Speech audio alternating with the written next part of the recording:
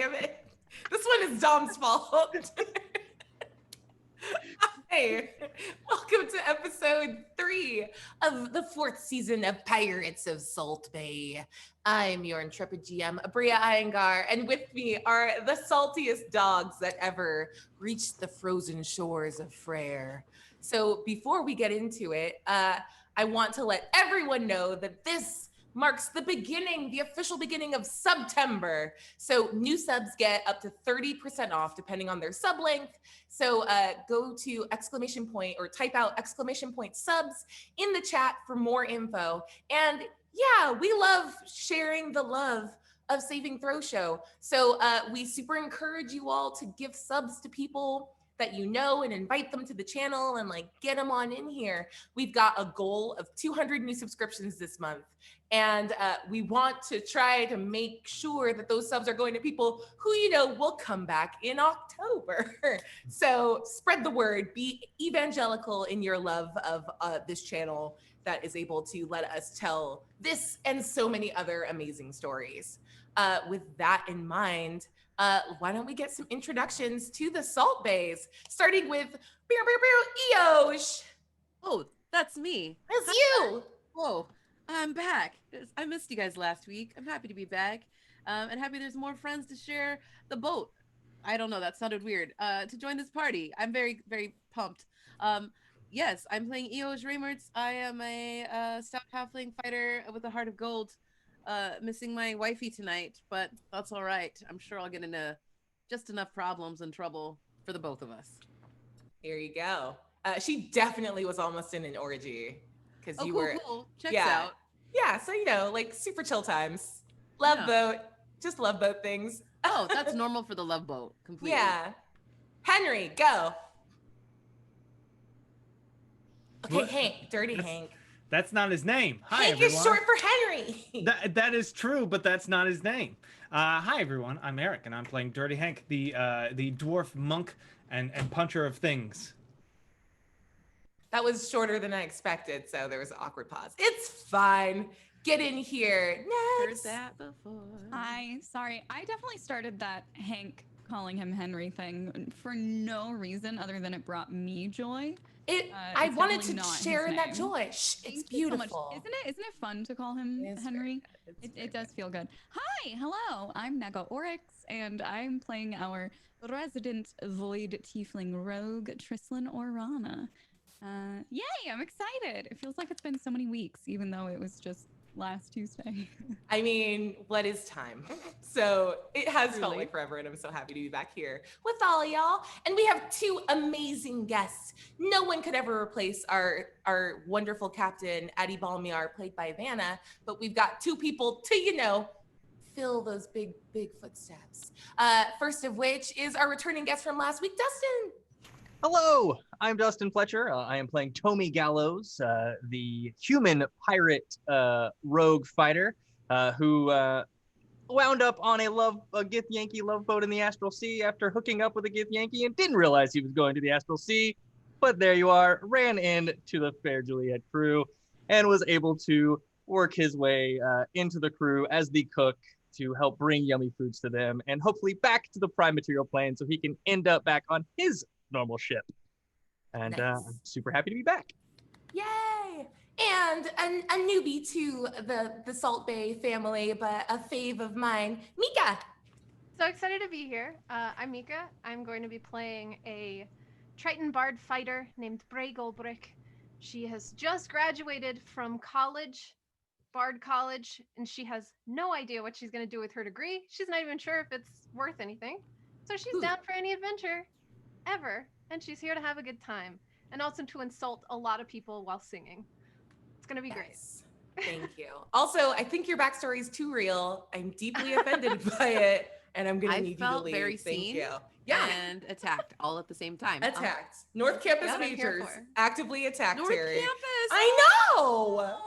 Wow. That's what a good bard does. Makes you feel seen and also a little insulted. Yep. Yep. So, But like I liked it. yeah. Anyway, before we get into it, just as a reminder, we are one of the reasons we are able to stay afloat is thanks to the donations and support of viewers like you. So if you go to !unlocks, you can see the dope tier list of things for tonight. Please, please, please, please, please. I am begging you. I want that 451 to hit so damn badly. I have ideas and I want to see if they work, and I want it real bad. So please help. Anyway, enough of me groveling. We have a couple things that have already been unlocked, and we have just a fuck ton of unlock rerolls to adjudicate. So Terry, would you mind kindly keeping track of them for me? Thank you. The first one is from Quiddy. And yes, that was me a couple days ago. I originally gave it to myself, if you were in the chat when I made that decision, but I'm going to give it to the table because I think they need it. So one to the table. The next is from Rigor412, who's giving a reroll to the table. Bob Blah Blah 306 gives one to me. Mathblade 314 gives one to me. Nemisar gives 2 to me and 2 to the table, perfectly walking the tightrope of picking a side. Maxine Young gives 1 reroll to the table.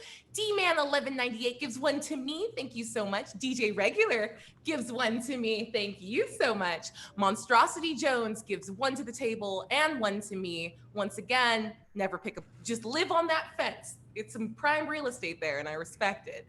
Jonana Banana gives 1 reroll to the table. R.I.P. Mika coming in hot gives 1 to the table. That feels weird. I don't feel good about that one for some reason. I was also the 16,000th follower of this channel. Oh, shit. All right, well, I will accept it for literally only that reason. Okay. Imp in My Head gives a reroll to the table, and mostly Eric. God damn it, I thought we talked about this. Eric? Hi. The fuck? Hi. Gives 1 to the table, Yeah. I guess? Oh, thank Cool. you, Eric. Oh I'm my only gosh, how go- nice You're of welcome. you. Only gonna refer to your character as Henry now. That's what we're doing. That's how we live now. It's not even one of his names. He has several. He has so many, and this is none of them. All right. Yeah. Do we have any toast, Dom? No? Okay, that's fine. I don't know why I asked, because he always writes it in. Anyway, so yeah, no. Without any further ado, we will sort of fall back into the scene. All of you were on the Thor deck, a Githyanki ship, a pleasure cruise, if you will, sailing the astral sea. Now I'm annoyed, because now there's a toast. Anyway, I'm gonna keep talking. Sailing the astral sea, a love boat, if you will. You all went on a free trip celebrating the honeymoon of Adi Balmyar and Eoj Reimertz. Aboard the ship, a blast from Trislin's past, specifically in the form of her older sister's former lover, Bail Kiori, along with his wife, Raya, who are both refugees from an island that they used to run as the royalty of, called Freyr. They asked Trislin for help. And for that reason, you all have finished your lovely cruise around, full of awesome pirate adventures and many a turkey leg. And you now find yourselves back on the Fair Juliet, on the frozen shores of what is called the Glittering Sea, a very turbulent bit of water that seems to be speckled with broken chunks of glacier and icebergs, and an island frozen solid, but covered with these beautiful stone and cut marble, just gorgeous, sweeping, majestic architecture. I guess the real world analog would be something like if Venice was frozen over. So very pretty in that regard. And those of you with sailor backgrounds know that Freyr is known for 2 things: being the home of some of the best shipcraft and shipwrights in the world, and for a surprisingly amazing music scene. Because as the days grow short after the autumnal equinox, Freyr turns inward and creates beautiful art in order to pass the short days and long nights this far north. And with that, you all find yourselves in the harbor of Freyr, aboard the Fair Juliet, about to head to shore, so we can do like a little scene of how are y'all how's everyone getting along? Hey guys, was I passed out? I feel like I missed something. Yeah, you were on watch while we were fighting, and then you stayed up in the crow's nest for no reason. Oh no, And I then think you the never reason came was back. what was that? And then you never came back I think until there- everything was done. Oh, that seems like a good time to come back. Well, not for us, it wasn't. You know, when things are done and then you don't have to worry about it. It's very nice. We I had still a had to nice- worry about it. Are you? And we could have died. But you did it. Look at you. You're alive and you look good. You guys look happy for you. You Mhm. know. Okay. Who's hungry? I'm- Anybody want taffy? Candy, please. I will pass out saltwater taffy to anybody who wants it. did you make this yourself? This looks very good. I did. It is Nice. quite refreshing. In fact, if you eat it, you'll get 5 temporary hit points. It's that good. I'm sorry. What? What are those? Doesn't sound like anything to me. All right. Sounds good. I don't know what hit points are, but I would like to try this treat. That's a shot I made. You want it? It's called the hit points. Ooh. Just- Oh, Right through. that I would Well, like why to try. didn't you just say that? Why do you think I've been eating so much of this candy, Hank? Hell yeah. Okay. See? Drizzlin gets it. I'm just saying, Eoj, if you wanted to take a couple of pages out of Tommy's book, learn how to make some of this candy for us in the future. Do you think it would go good with bread is really the question. Could it be like a spread or like a topping for some bread? If we say yes, do you think he'll Yes. do it? Yes, yes, Okay. yes. Yeah, it'll go great absolutely. with bread. Oh, Please make okay. persuasion checks with advantage. Want that Laffy Taffy? I want that Laffy Taffy. On that bread. On that bread. I got a natural 20, -1. I sure would like to use a reroll on this. Really? Yep. All right. I would really like to use a reroll on this. Wow. Okay, my reroll was a natural 1. Oh Because you no! weren't supposed to get that. Yeah. That's pretty Yeah. bad. My first roll was an 8. I would love to honor the natural one if you would allow. Would you? Can I give you inspiration in exchange for allowing this beautiful dichotomy of a natural 20 and a natural 1 You know what? together? I want to give you that gift, Abria. Thank Let's you. do Oh my it. god. Let's Thank do you. it. The yes and so strong. You're so Thank you. welcome. Go crazy. So Let's do much. it. Yeah. So they turn and they turn to encourage you. And yeah, Eoj, you and Dirty Hank have been having like way more nice guys dinners. You think you're on the mend now, and you absolutely believe it as you look Dirty Hank in the eyes, and then your gaze flicks up to Trislin, and you see through to the very core of her, to something deep and dark that's so fucking sick of bread. So sick of bread. It makes your soul shudder to behold the dark terrors held just gently at bay beneath the purple skin of Trislin Orana. Why did you never tell me that you don't like bread? It's not that I don't like bread, Eoj. It's that I would get sick of eating anything if it was the only thing cooked for me every day for months on end. Okay, so you're saying you would like to help cook sometimes? Not at all. Not in the slightest. Not So- Why we got this guy on board? Is he gonna help cook now? Yes, exactly.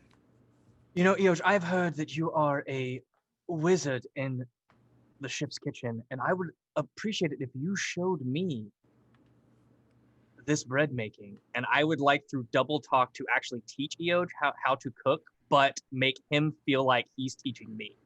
Yes. As this happens, I'm going to give you this, but I also want something to trigger really quickly. I want everyone to make an investigation check as all of you sort of out of nowhere hear the sound of a coin hitting the wooden deck of the ship. That happens a lot around you people. I mean, it's just the second time, but honestly, yeah, it's very fucking weird. To be fair, that's like the second time it's happened in the entire show. And it's happened twice when you're here. When I'm here. Yeah. It's all because of you, baby. Oh, wow. I bring the luck. What can I say? That was the coin hitting the. That was the coin. I'm very good. Sound effects. We added sound effects to the show. That's what it was. That's But all I it lack was. in accents. I make up in very strong Foley work. Thank you. I'm so sorry. I just want to double check. What were we rolling for again? Investigation. Investigation. Great. I rolled another natural one. Oh, well, you're getting them all out now. That's totally fine. Mm-hmm. I did too, but I rolled with advantage with investigation, luckily, so I got 14. Okay. I got a 13. And Eosh? 19. All right, Eosh, you're the first one to notice it, and it goes down in descending order. That a little gold coin in the sort of like curve, like concave pillar shape of a gold dragon from Waterdeep is just on the ground, like a foot away from your foot. You would have seen where that came from, but it didn't come out of your pocket. You don't keep Waterdeepian coin on you normally, but there it is regardless. What do you do? Guys? Anyone else see this? Okay, there's a coin right here that just got tossed over here, I think. Hold on, I'm gonna check. I'm gonna slowly pick up the coin. And then I'm gonna bite it. As you bite it, go ahead and make a wisdom saving throw for me. Okay. We'll see how well this goes. I like wisdom. Yeah, I could use a key point to re-roll this save, but what if I didn't and just took the roll on the dice? So wisdom, that would make this a 9. Amazing. And that's with a +7. Oh my God! So it was a very good roll. Thank you.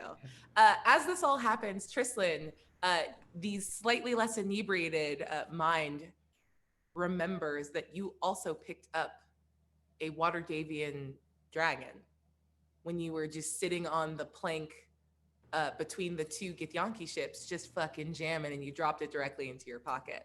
Hank, as you bite it, your vision sort of clouds over momentarily, and you get this weird, like, navel pull sensation of like being suddenly displaced from where you are in the world and when you are in the world. And you feel a little dizzy, but as you blink, your vision clears.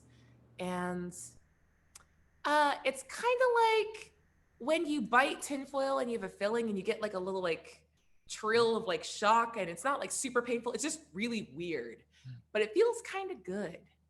And this coin is good for 1 free natural 20. Okay. I'm sure there's no other reason, or like there's nothing else attached to it, because coins have been utterly without cost here on this show. Mm-hmm. I'm sorry, are you talking about another show you're on? Is that like... No, my dear. Just this one. This very normal show. If there's a coin, it's evil, is what I feel like around here. I don't feel like that's true. Okay, not inherently evil, but something bad gonna happen. This coin seems like normally when I bite into a coin, I don't have a slight out-of-body experience. Yeah. So knowing myself, but also knowing Eosh's temptations, I'm gonna not give this one to Eosh like I would normally do with all my money. Ooh, strong flex. We like it. So I'm just gonna slip that in the one functioning pocket I assume I have. You've just got the one. That's very fair. Yeah. Before we keep going, let's go ahead and handle our pair of toasts. The first of which, so if you have a glass, please raise it. If not, good object work is important in improv. The first toast is from our friend Jimmy Buffett, who says, "Let me just butt in here for a sec to say happy birthday, Dom." 40! Happy booty! Happy birthday! Happy booty! I didn't say happy birthday before. I didn't know. I'm Happy sorry. birthday, I'm a terrible Dom! friend. I love you, Dom. Happy birthday. No. Yay. Oops, yep, there we go. And our next toast is from our good friend Mocho, Modern Chow, who says, welcome to the new friends. Booty! Thanks, Mocho. Nice. So, as you guys are kind of just resolving some very like easy breezy everyday life things, both Bale and Raya have made themselves very scarce on the boat. They're the only people other than Tomi that came with you off of the Thor deck, but all of you actually left, all four of you left with a little extra gift from Waleed. So our other unlock is a parting gift from Waleed. So there are 4 elements that are the 4 K-pop members of Waleed. So there's fire, air, water, and earth. Each of you gets to pick one to have resistance to today. And we're gonna body on in September. Yeah. Like everybody? Like Yeah, all 4 of you. Not Mika, because she wasn't here. Yeah. Aw. I got real intimate with all 4 of them. I know. but Yeah, it's. I think I got the most intimate with the frosty one. Ooh. So we're gonna go with cold. It's not cold. It's not cold. Well, you know, yeah, cold would translate to water. So let's. Yeah, go I was cold like, I don't think resistance. there's an actual water one. There's just water resistance. I don't know. That's nothing. Yeah, so cold. All right. Trislin. I already have fire resistance. Mm-hmm. So I'm gonna cozy on up to whichever member of Waleed is not water and not fire. Is air damage really a thing? Is that a thing? No, we're Lightning. gonna say that can either be lightning or thunder. Your call. Ooh, I'll go with lightning. That sounds fancy. All right. Next up. Well, I don't have to pick who goes next. Dirty Hank or Eoj. Your options are fire and for earth, we'll go bludgeoning damage. I'll take bludgeoning because I feel like Hank has already got enough of that. Yeah, I get punched a lot, and I'm already basically an airbender, so I guess I'll take fire.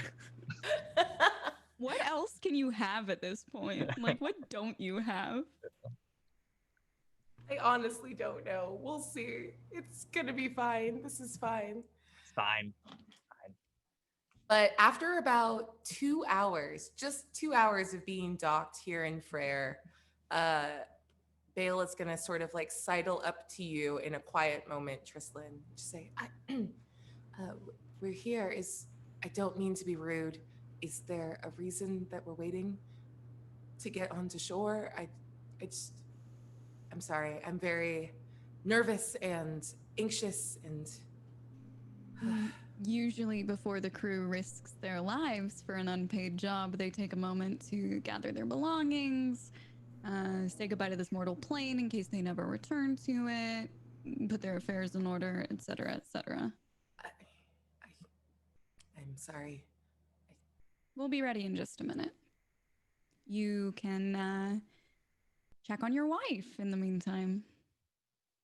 And he kind of gives you a like slightly wounded look and is gonna immediately turn and go back to wherever he and Raya are like hunkered down. Mm-hmm. What happened there? That seemed like a very loaded conversation. You oh, just sorry, that was listening? me. That was just me out of game. Oh. Sorry, I was I like, was like, "Rip Yosh, So a new sorry. one." You for sure were. That shit was wild. I was like, Good are shit. you kidding me? Never mind then. La la la la la. so I'm just sorry, gonna- guys. I'll walk My back real life- and, Just Yeah. watching the show sometimes. Sometimes Yeah, I'm I just feel watching that. the show. Trislan's gonna go check on Hank and see if he's ready to go. Wherever he is. I don't know where he is. I'm gonna He's- wander. He found a nice coin. He put it in his pocket. He's ready to go. Oh, you fixed the pocket. Yeah, I got this one. I got this one all good. Oh, nice. Are you ready to go? Yeah, I don't need nothing. Above game, Addie, are we? Yeah, we will say that Addie, having spent the honeymoon separated from Rose, is basically just like, oh, go fuck off. I'm going to hang out with my baby. Fair enough. Yeah, All and right. she and Taika are just like in the corner playing cards, like, I don't want to get fucking cold. That's how you lose nipples. And then she just sort of like just slams the door on you all and decides not to go on this adventure. All right. Eosh, are you ready? Yeah, I feel good. I feel well rested somehow too. I feel like ready. Hell yeah. Nice. And you all have long rested just in case, like, go back up to full everything. Tommy, I don't know if you feel like getting off the ship and risking your life, but if you do, if you want to join us, Yeah, sure. What do you got going for an on? adventure. Well, we're gonna fight some things, and we'll probably not get paid, and more than likely die. and steal stuff. Yeah, you can. Whatever you can carry. Whatever I can. If I can help it, you'll get paid. But regardless of that, if you're looking for someone to go along to have some fun with, I am always looking for some fun. Make no promises about protecting you or saving you from any imminent danger. But there's a standard liability clause. Wouldn't be the first time I've had a noose around my neck, and it won't be the last. I assure you, I'll get out of it. Yeah, this conversation is happening directly outside the captain's quarters, and you just see like a boilerplate liability contract slide from underneath. No, seriously, make your mark on this liability contract. Liability. Standard operating procedure for you just hear Addie behind the door. Fucking do it! I like go to like read it. I don't fucking read this shit, and I'll just sign it. I didn't read it neither. But Tommy's like, you're not my captain, Addie, but while I'm on your ship, you are my captain. Get the fuck out of here. Don't flatter me. Went about as good as last time. Honestly. All right, I'm gonna head out then. Okay, so you all gather your sundry belongings.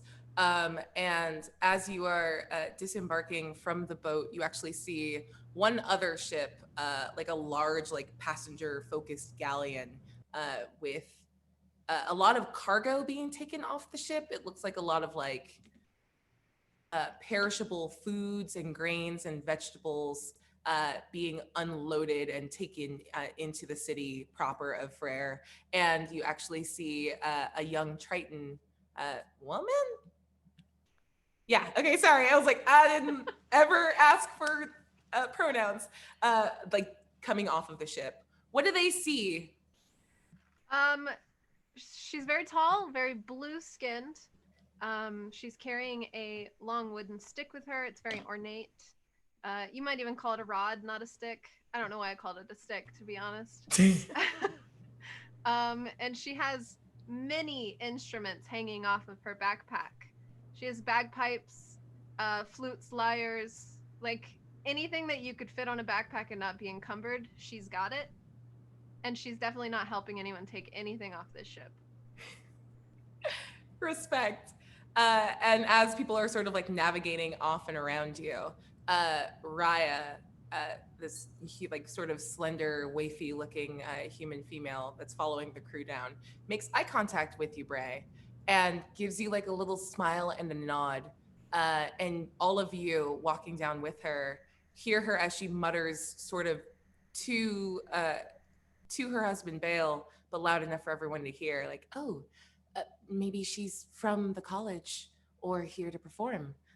That's lovely. This used to be such a lovely town. Is this within earshot of Bray? Make a perception check for me. Okay.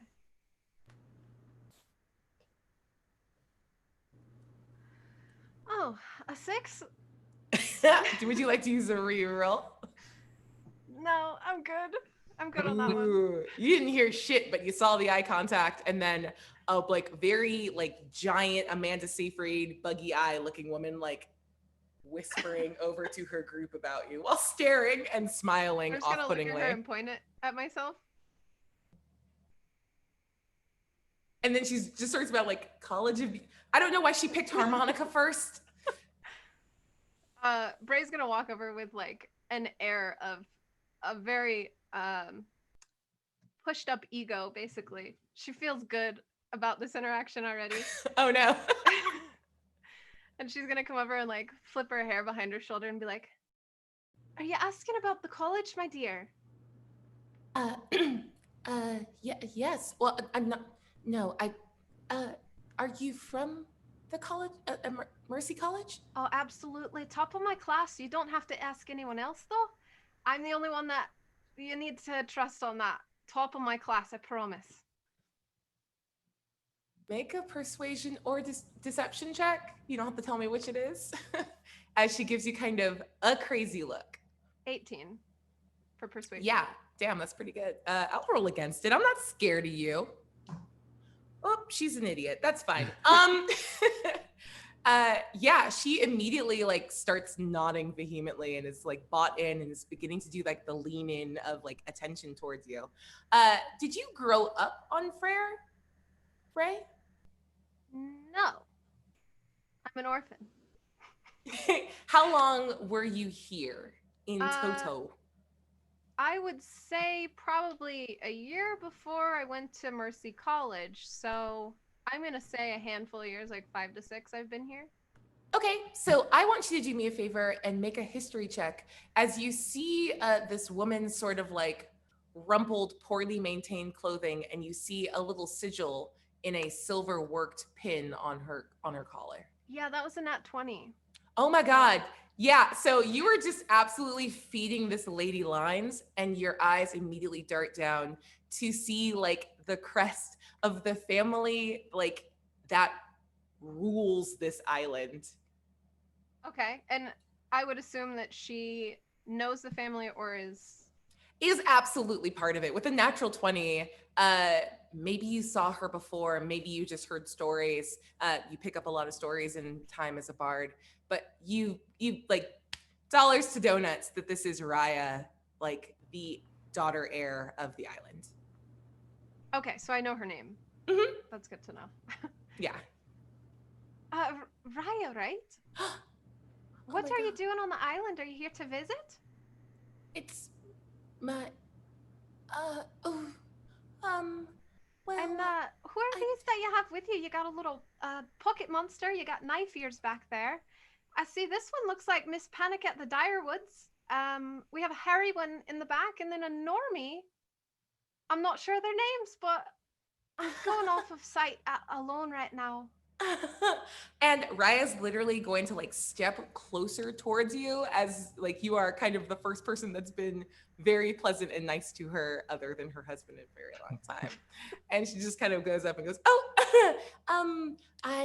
well, there have been troubles and I was sort of chased away from the house seat. It's a whole long story and I'm happy to tell it to you, but these lovely people have consigned their swords to try to help Bale and I take back the island from the marauders. Hank's gonna kind of elbow Eos and go, she called you the hair one. I lean over to Trislin just because Tomei just seems like Trislin gets most of it, and he's just like, I think I'm in love. Hold me back, Tomei. Yeah. Well, I don't have a pen, but I'm down to co-sign on anything. To be honest, I'm kind of bored. I just graduated college. I don't got much to do, so I'd love to show you around the island. Although you're wearing the pen, you might know your way around.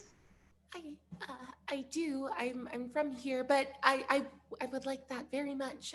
You said you're a graduate of Mercy College. By any chance, did you learn any of the arcane arts while you were there too? Well, I'm more of a shower than a talker. So maybe you'll see some of it. We got a show? I would love to see a show. Oh, there's shows all around the island. She's right. It's true. Now that the days are getting shorter and the nights are getting longer, the sort of arts of the island take hold. I don't know. Do they still got that one with the puppets where they like they punch each other's and? Those are for children. They do Yeah. have those Judy, at the I like orphanage, those. of course. Yeah.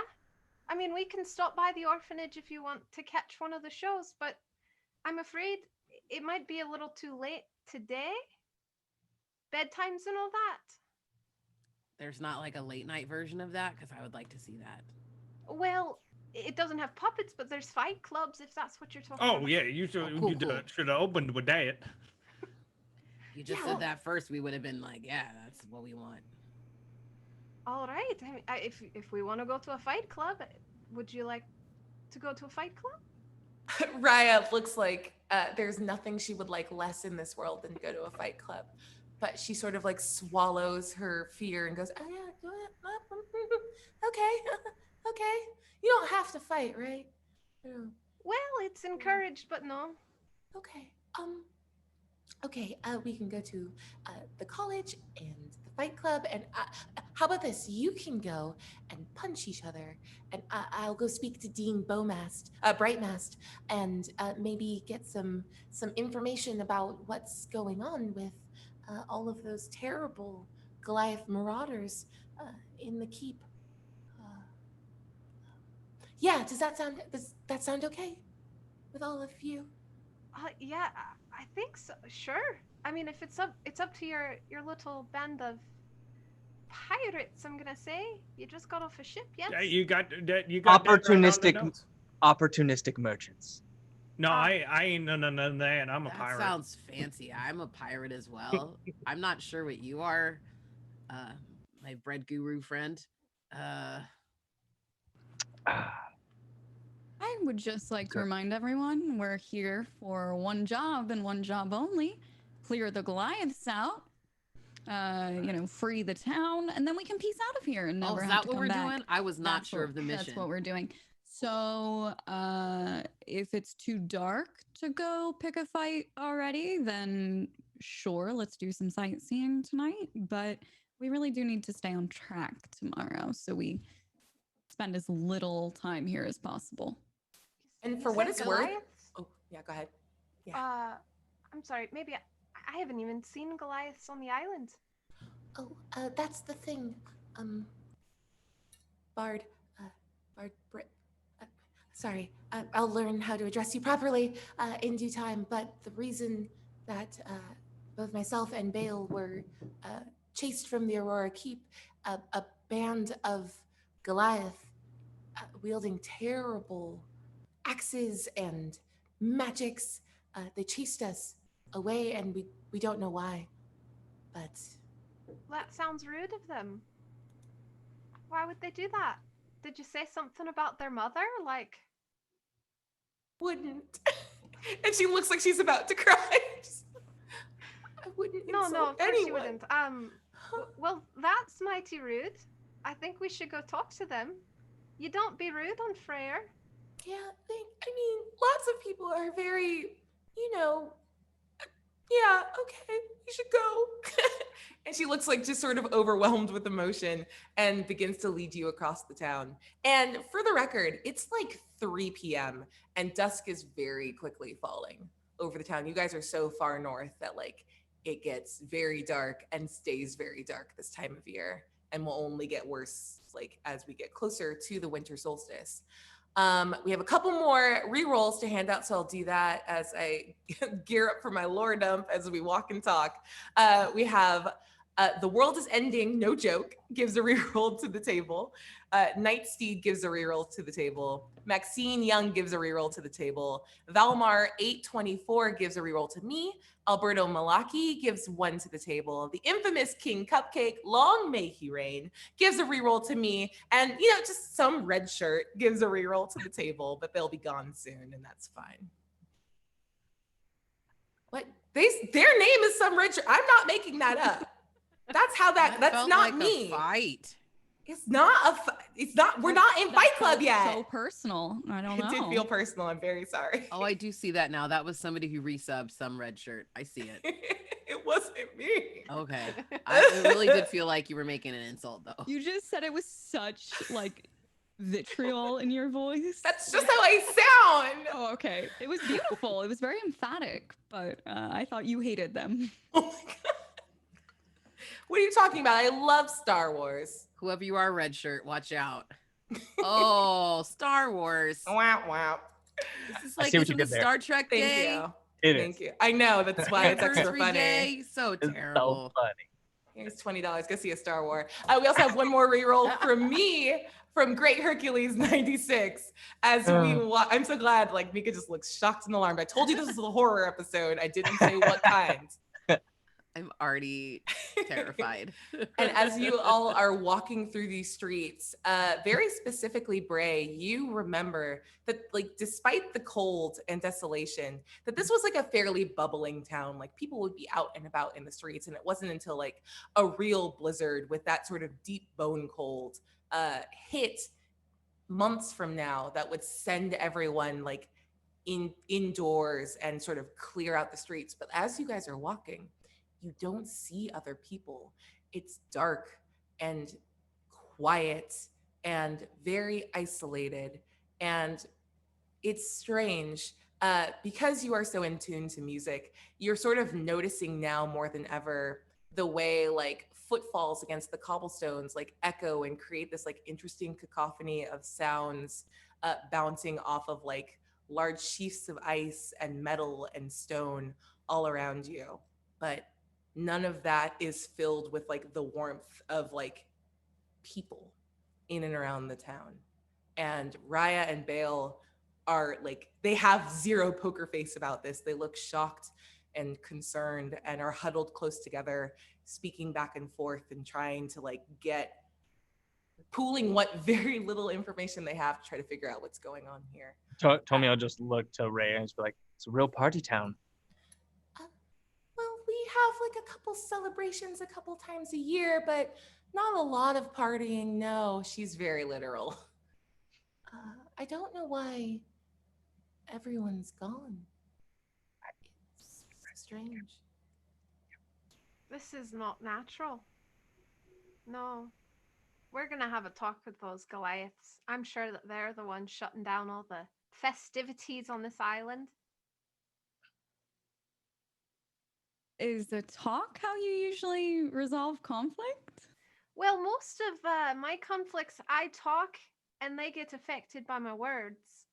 Yes. Oh, I mean, I know I am, but interesting. Okay, that sounds really weird. I'm not really familiar with this concept because usually when something goes wrong, usually people tell me to stop talking. Okay, I guess people are affected by my words, but usually it's me who's talking and then there's a problem. Okay, I'm going to stop right now, but I'm still working it out. Okay, so when I say things, people don't like them sometimes. And then they get very angry or upset. And then they walk away, or they tell me to stop, or they tell me to go make bread. Yeah, and good point, really Eos. like Yeah, we all understand. While Eos is rambling, can I get everyone, as your minds just sort of check out from the conversation, let's get a perception check. As you all just are sort of,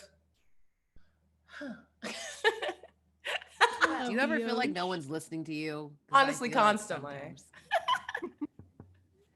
Got a Finally, 14. a good roll. My gosh. I got a 12. wait, no, I didn't. Just kidding. I will say that your DC here that you want to clear I is got a 15. I got a 15. Okay. Eos, you should also make this roll as you're kind of walking and talking and taking in the scenery. 19. 6. 26? Uh-huh. God damn. I'll high five that. That's great. What are we rolling with? What's the modifier? Perception check. Okay. Nice. Did anyone get lower than a 15? No. How's it going? Oh, what's got up? a Yeah. Bray, what are you thinking about right now? I'm lost trying to figure out what kind of message EO just trying to tell me. Ooh.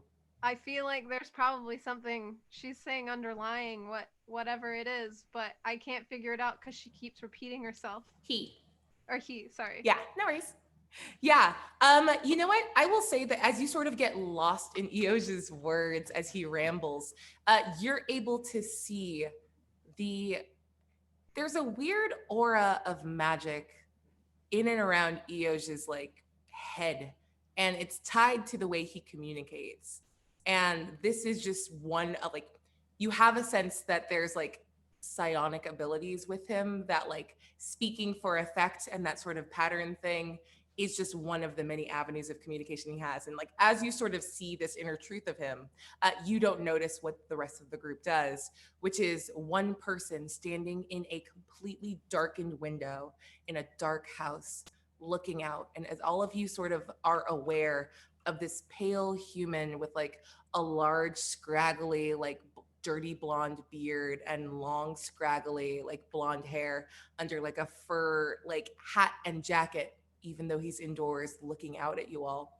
His eyes reflect very much like a cat getting caught in the light. It's these reflective silver pools that seem to go away as he blinks and continues to stare at you all.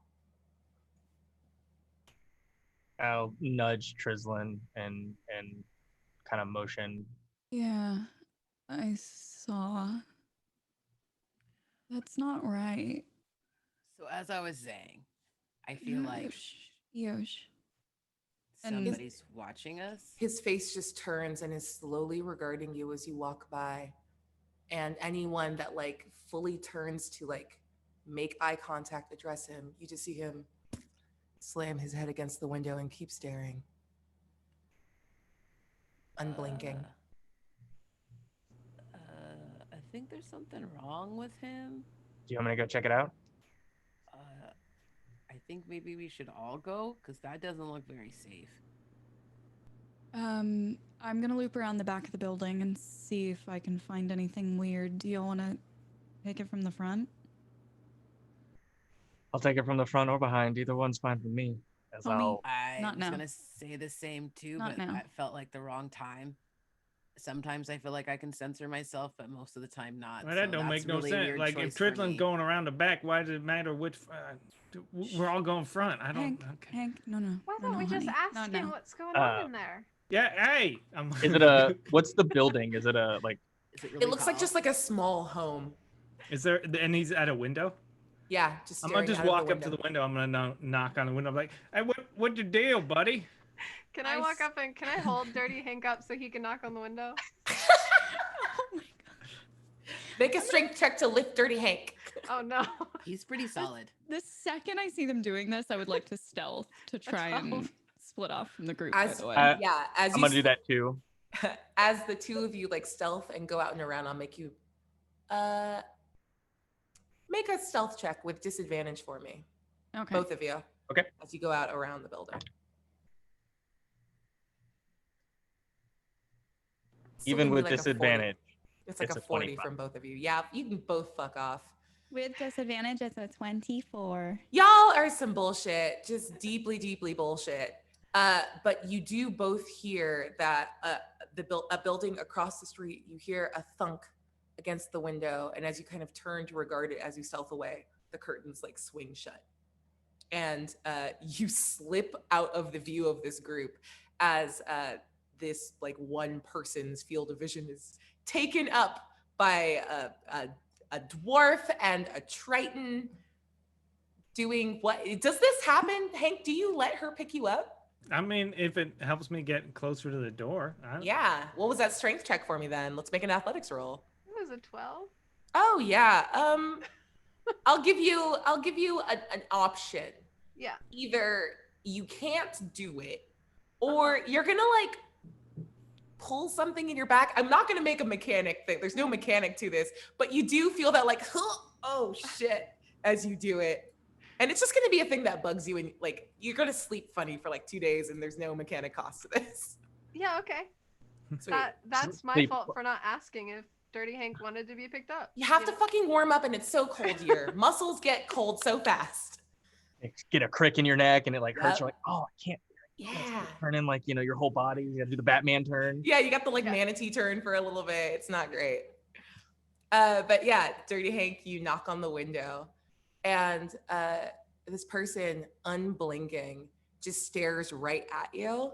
And you can hear behind this like incredibly thick glass, like you understand it's like well insulated because it's cold as balls here. you can hear muffled, like just a dead scream as he opens his mouth and like his voice pours out.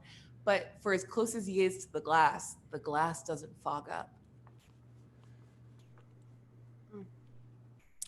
Why don't both of you, being nice and close, Eoj, if you get super close to, you can also make the roll. Give me an investigation check as you try to figure out what the fuck is wrong with this guy. Natural 20. I got a 6. I got a 4. All right, we're gonna madness. I am glad I am there. Eoj, you're watching these two be super duper weird. I like the show. It's very fun. It was like I wanted the puppet show, but I got kind of that, but not that. I've seen this a million times. He'd been out in the snow too long. He got snow madness. It happens. It super happens. The thing that you notice, Eoj, being like a step off to the side, is that his hands are also on the window. And in the webbing between his thumb and index finger, you see a little like spike of like something crystalline, dark blue-gray, sort of metallic. It's something between metal and glass driven through his hand. And it doesn't feel right. But he doesn't like seem to be getting more aggressive. He's just being weird in the window at you. Anyone else notice the weird thing in this guy's hand? There's like a thing. It looks like somebody left it there. Like maybe they're trying to mess with him, like a shard. Listen, what people do with their piercings is their own business. Listen, excuse me, sir. Light a nice fire and just sit in front of it. You will warm up. No, I don't think that's gonna help. I think he's enchanted with this thing. So sorry. And then we're gonna have to go and take that thing out. So as all of this is happening, what's my stealth squad doing? So as we break off, I'll look to Tristan and I'll go up, you go around. Check for traps, see if there's a way in. And I'm gonna use second story work to go up. And I'm gonna climb up to the second story. Yeah, I'm not even gonna make you roll for that because it's a thing you're good at. Yeah, you see like windows up at the top, like they're easily. This doesn't seem like a town or a building or a house that cares too much about being secure. Like that's a window you would know how to break in because it's a normal window. So you can absolutely pick the lock and like use a bit of wire to like push the little latch up and over and get in relatively. Yeah, what I'll do is I'll take 2 knives and I'll throw them into the wood and give myself a ledge to kind of stand on as I go to pick the window lock. As I open it, I'll grab my knives again and stick them back in my bandolier before I go in. Yeah, that's dope as shit. Tristan, what you doing? Tristan's staring at Tommy going, man, that's dope as shit. And then she kind of like shakes herself and she's like, okay. And she's gonna search to see if there's anything, either traps or like if any of the, I assume, is there like a back door to this guy's house? Yeah, for sure. It's a normal house. It's got like that normal kind of kitchen-y back door situation. She's gonna search for evidence of either something being, just anything looking sus in the backyard / back door area. Nice. Investigating. Hell yeah. Give me an investigation check. And along with basically simultaneous to Hank just being like, go make a fire, you'll feel better. All of a sudden the attention of this man, his eyes just shoot upward and you see and very softly hear him begin to scream as you rolled a very high stealth check and you're very sneaky, Tommy, but you're not aware, but all of you are aware that he knows that someone is entering his house. And he like pushes himself off of the window and turns and starts to walk towards the stairs to go up to the second story. Do I hear him screaming? Ooh, from upstairs. You know what? I'll say you can hear it really faintly. My passive perception's a 15. So. Oh yeah, you know what? Like, how about this? You don't hear it, and then once you get the window open, you have access to like the full sound of the house now that it's no longer insulated, and you hear this just loud scream, and then like footsteps across like the bottom floor. Yeah, I'm just gonna. Yeah, that does seem like the right call. Give me that investigation check, Tristan. That was a 17. Yeah, with a 17. There's no traps around this house. It's a very normal house, but because there is snow on the ground, this seems like a place that like sort of always has a light dusting of frost. Like it never gets too warm here. And now that we're entering the part of the year where like ice and snow and slush form, you see a lot of like scuffle marks off to the side of the house, like not in front of, like you see a lot of footprints in and out the back door and towards the front door where people would normally go in and out of the house. But there's also scuff marks like on the side of the house, as if there was some sort of strange altercation here at some point that like the general like environment hasn't sort of covered over yet. Okay, just playing Sherlock for a second here. Hell yeah. Does it look like that altercation took place because it's like directly beneath a window that someone came out of, or just that it was like maybe something that transpired in the backyard that moved over there? Like, does it look like it came out? With the 17, I'll give you, it looks like something that happened at the front of the house that like got resolved at the side of the house. Like two people moved, there was an altercation by a wall, and then one person like moved back and moved into the house. Got it. Okay. Having seen Tommy go inside through the top, I'm going to try to open the back door to get into the house. Yeah. Go ahead and just bust out your thieves' tools. Give me a proficiency roll with that. Okay. Go break into this house, baby. I would just like to say I'm pretty sure that we've been doing this show for 4 seasons now, and I have never used my thieves' tools once. It's because we're the best pirates that ever pirated. You know, never make anyone do piracy. Impressed when we get on a boat or like. Why do you think I got you off the boat so fast? I'm like, and off the boat, and we're on an island. No, but even like the boat, we weren't even in like water. Like, I love that we were like, no, we're on some sort of other type of plane, and we're dealing with like elements that are not anything to do with actual piracy, really. I mean, it's brilliant. I very quickly decided that for me, the joke of this show is that I would not let you do any amount of piracy. Or was that our joke? I don't know. I feel like it started with a like, why won't I use the boat that Dom got for us? And then it became, no, fuck the boat and fuck being pirates. This is a choice now. That was an 18, by the way. Yeah, you're able to pick it, and you notice that you get it so well that like you don't make any sound with the door. Like the door is opening as if it was always unlocked. And that's just an extra bit of information for you to know as you open the door, and soundlessly as this like slinking figure that was headed towards the stairs to go up passes by the kitchen and looks and immediately snaps in your direction and just screams. I need everyone to roll initiative. It's time. Oh, I'm so here for this. Hooray! Oh, I'm so here for this. This is so scary. How did you make him so frightening? He's just, because he doesn't do anything but not blink and scream. Important That's question. enough. Is Jampers with you right now? Ooh. I didn't specify earlier, so I'm going to say no. I'm going to say Jam is safely on the boat. Every time I gave you a fucking battle burb, and you're like, no, thank Why you. don't you bring him to the fights? I don't get it. Because I'm trying to be honest, and since I didn't specify earlier, I feel guilty being like, that. yeah, totally. I brought him now that it's time for combat. Because like You I know should have what? mentioned earlier that he was You are here, a better you know? person than me. Go ahead, take advantage on your initiative roll, because I appreciate your honesty by like constantly shooting yourself in the foot by not bringing Jampers. It's my fault that I don't remember to bring my battle chicken. Battle chicken. Do me a favor, Terry. Can you cross off one of my rerolls, because I got a natural 4, and I didn't roll much better. I'm gonna go last, y'all.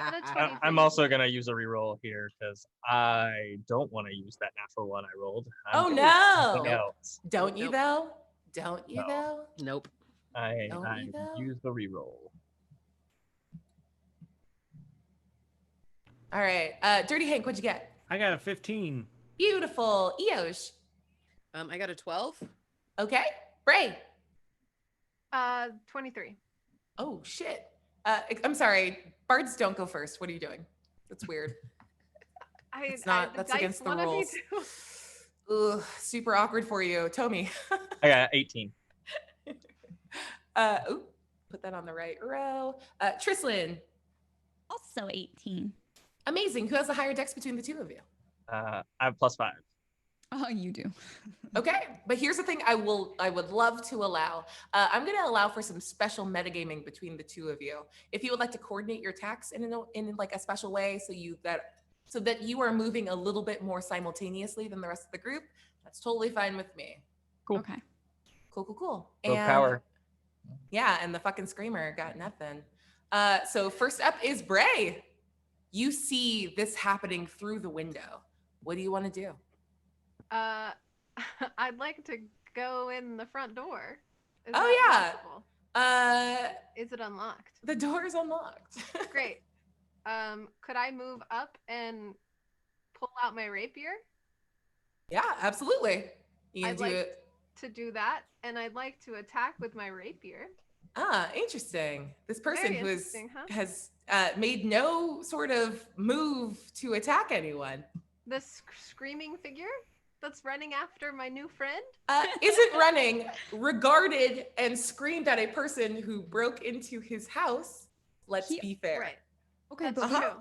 we saw him just bash his head into the glass and scream. So you should definitely break into his house and kill him. But that's totally fine and not weird at all to do. You know Go what? ahead and make your attack roll. Make your attack roll. That's fine. It's a fine, normal thing to do when you're strangers in a strange city. You know what? Okay, I will.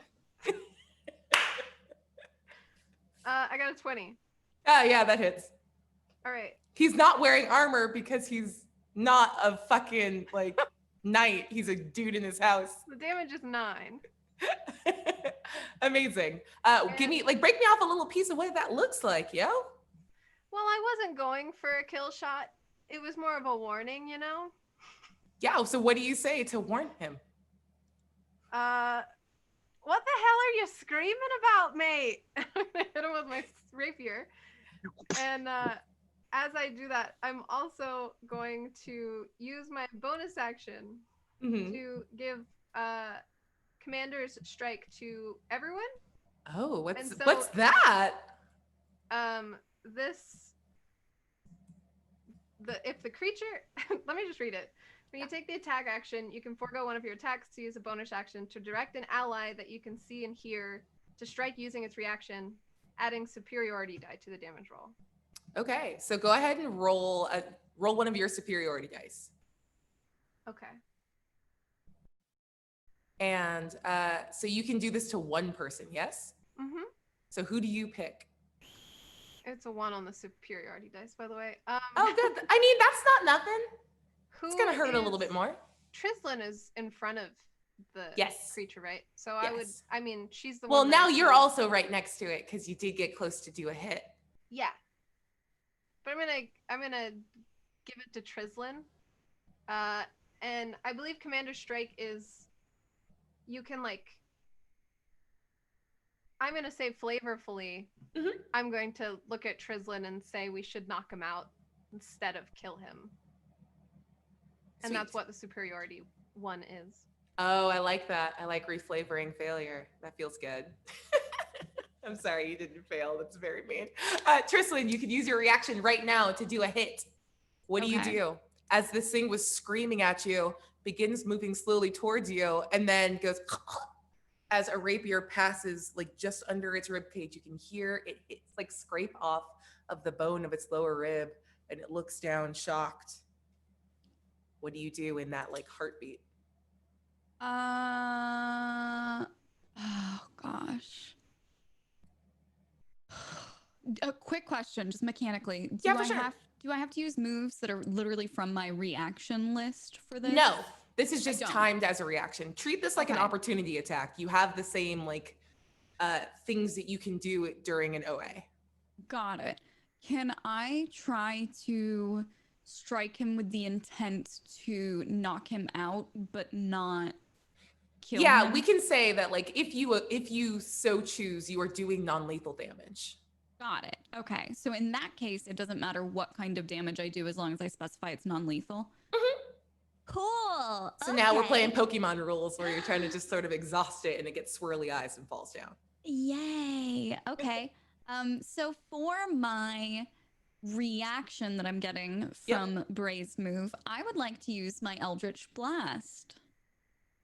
Nice. Because it's been a minute. It's been a hot second. We love it. Make an attack roll. I got some fancy magic. So let's actually make use of it for once. Okay. That is not enough. Could I, you know what? Can I use my inspiration on this? Yeah, absolutely. Go for it. Okay. Whew. I rolled a 7. Oh no. Yeah, we definitely don't want to keep that.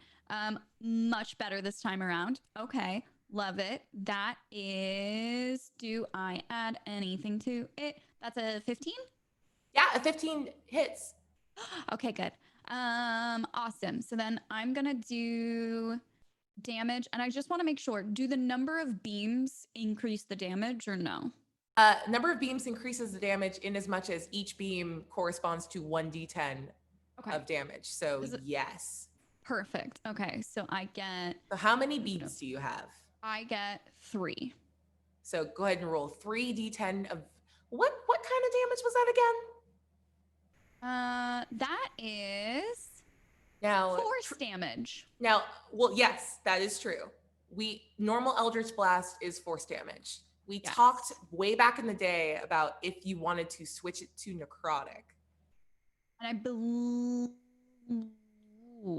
I don't... Oh, gosh. Do you want it to just be force damage? I think that's just fine force too. damage, because I'm just trying to knock him out more. Oh, you don't get to pick. Like, tell me for now and forever, is this necrotic damage or force damage? Force damage is totally fine. Just force. Keeping it simple so I don't have to remember in the future.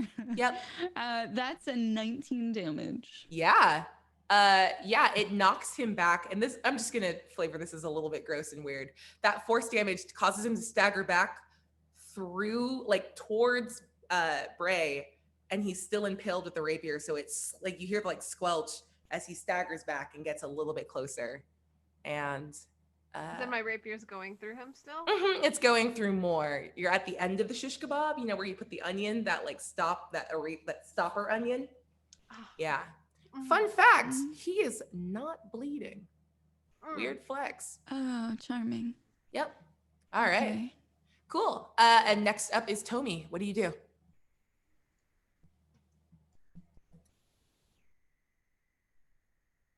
Am I unmuted now? Okay, I'm gonna unmute myself first. That's what we're gonna do. So yeah, I guess hearing the scream and then hearing like the shift and then the entry from upstairs, I'll make my way downstairs and kind of see what's happening.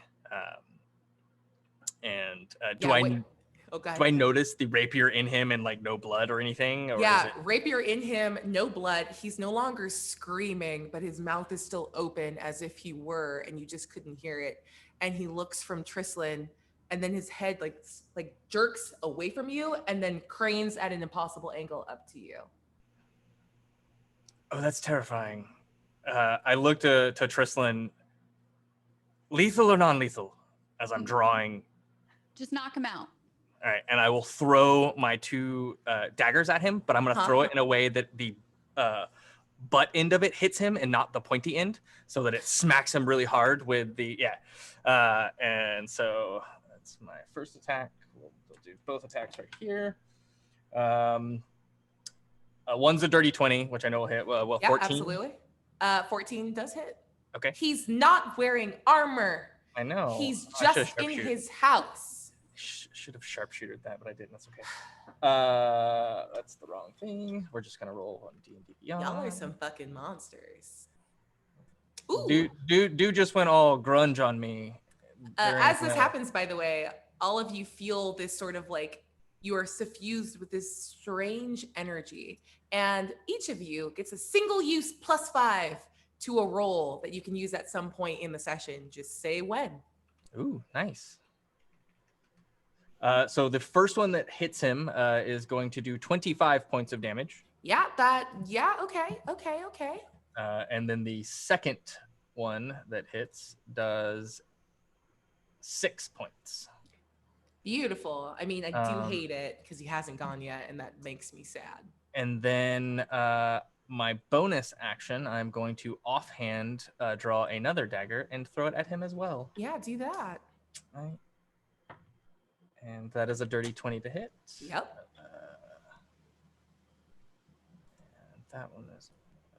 And that one is 6 as well. Nice. Okay. And this sweet, sad boy for whom none of this was deserved, I cannot overstate that, was like, he craned his head awkwardly to look at you, but now you feel this sense of like, now it's like pure eye contact and you're getting that full reflective, strange arcane glow. And I'm going to need you to make a wisdom saving throw. It's good because I was going to say I wink at him as he looks at me all Oh, creepily, no. and I just give him a wink. Yeah. For that wink, I'm going to use one of my rerolls to make you roll with disadvantage, and you have to keep it. That's fair. That's fair. So wisdom. Because of that, does that mean I can't use my lucky feat? Okay. You gotta fair. keep it. Oh yeah, no, fair. It's a 5.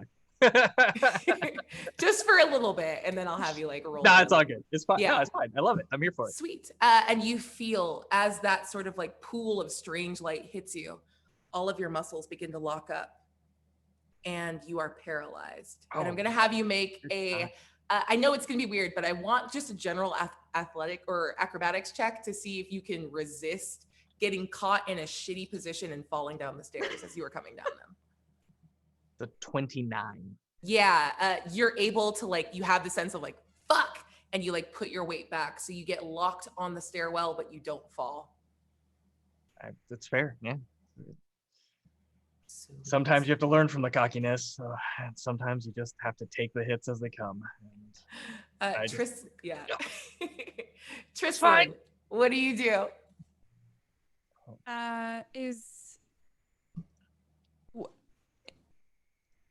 He's still standing, right? Sorry. Yeah, if for no other reason than he is being skewered. Okay, well, we specified non-lethal, so, you know, take down the judgment a little bit here. I won't. I've seen horror movies. If he could bleed, he would be considered bloody. Wonderful. If he could bleed. Yeah, he's not bleeding through all of this damage. Okay, I would like to. Oh gosh, I feel so bad hurting this dude more, but you know what I'm gonna do? Yeah, I'm gonna hurt him more. Yeah, you know what? I did think that was the way that was gonna go. I didn't think that would surprise you. It didn't. It truly didn't. I'm trying to think if there's a way that I can try to make him black out without stabbing him. Ooh. And you know what? I'm gonna try to do a similar thing with my daggers, where I'm gonna try to throw the daggers, but so they bluntly hit him with the, like, I don't know what it is, the handle, the grip, instead of the stabby pokey bit. He already has a rapier through the chest, so I don't really want to add to that. Make it just a general intelligence check for me. Oh, that's not my specialty. A 5. Yeah, I'm sure just hitting him a bunch will do it the fastest. Yeah, no, that's definitely what seems like the best idea here, right? No, what I'm gonna do here is give you the information, but the cost is that like there's a half a heartbeat of like some stuff that can happen between him and the group as you make the realization that like there is something deeply not right with him, and you've just seen powerful people, yourself included, put like a pretty heap and help and a hurt onto him, and he doesn't seem phased by it. So you can whittle him down like a bag of hit points, or you can try something like different. Does he seem to have anything on him? Like, does he seem to be wearing any pendants or carrying anything that looks odd, or does it seem like anything that he has on his person might be? The unfortunate metagame here is that you would slunk away before Eoj mentioned seeing the piece of metal driven through his hand. And I'm going to say with that like 5-int check, your cost here for not a very high roll is that you don't notice it. Okay. But you notice that there's something off, and if you want to like spend a bonus action amount of time of like pooling your information as a group to figure something out, like you could probably make a like better move here than just sort of hitting him a bunch. Or you Okay. could just hit him a bunch, because that's also fun and valid. I love hitting him a bunch. He's very good at getting hit. I would like to, with my action, I'd like to try to grapple him. Yeah, okay, I love that. Let's do an opposed athletics, and I'll do an athletics saving throw. Okay. To which I got a natural 2, so I will be re-roll. You know what? Fuck that die. That die can just absolutely eat my whole butt. That's nothing now. I would also like to use a reroll. How many do we have? I mean, Yeah, we hold have on. enough. We have enough. Hold on. I did roll a 12, so. I'd still like to use a reroll. Okay, just wasn't sure. I just wanted to let you know that you Thank don't you. have a super high bar to clear. Okay, phew. Yeah, I originally had a 10, but this time around I have a 22. Yeah, that's better. Okay. Whew. So with my action, I would like to grapple him, and I'd like to kind of be holding his arms behind his back with my arms. Behind his back, you're gonna have to get like just Bray's back there. So it's gonna be a weird kind of thing that you're doing. I'm just Okay. this happens, but it's gonna be a little weird. You're gonna It's be gonna be very a little close awkward. to Triton, just like Okay. you're having that Uh, moment, but it happens for sure. With my bonus action, I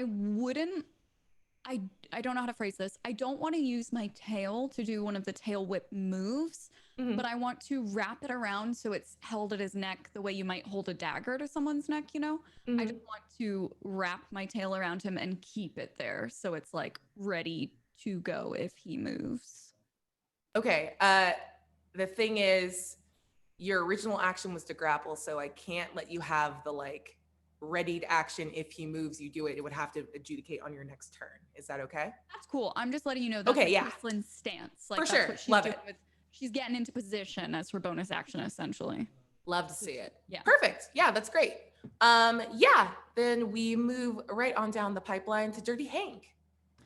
Hank's gonna see everyone piling on this person and decide like I'm pretty sure they can handle a man in a bathrobe. So he's gonna start making a fire because he's got to cure that snow madness. I'm obsessed. Amazing. Obsessed with this obsession of snow madness. Give me, I want you to tell me what the role is to build this like in just no time flat. Survival. Yeah, hell yeah. Go make Yeah. a very nice fire with some survival. That's very good. Okay. Please roll with advantage because I love this. Okay, with advantage. Yeah. Okay, with it, I would have loved to keep that natural 1, but I guess Oh I rolled no, a do you 12. want to? You can keep the natural 1 if you like it. I'll give you inspiration for like. Yeah, I committing just to a like bad the roll. idea of him like trying to figure out because he doesn't really know how to start a fire. Yeah. really.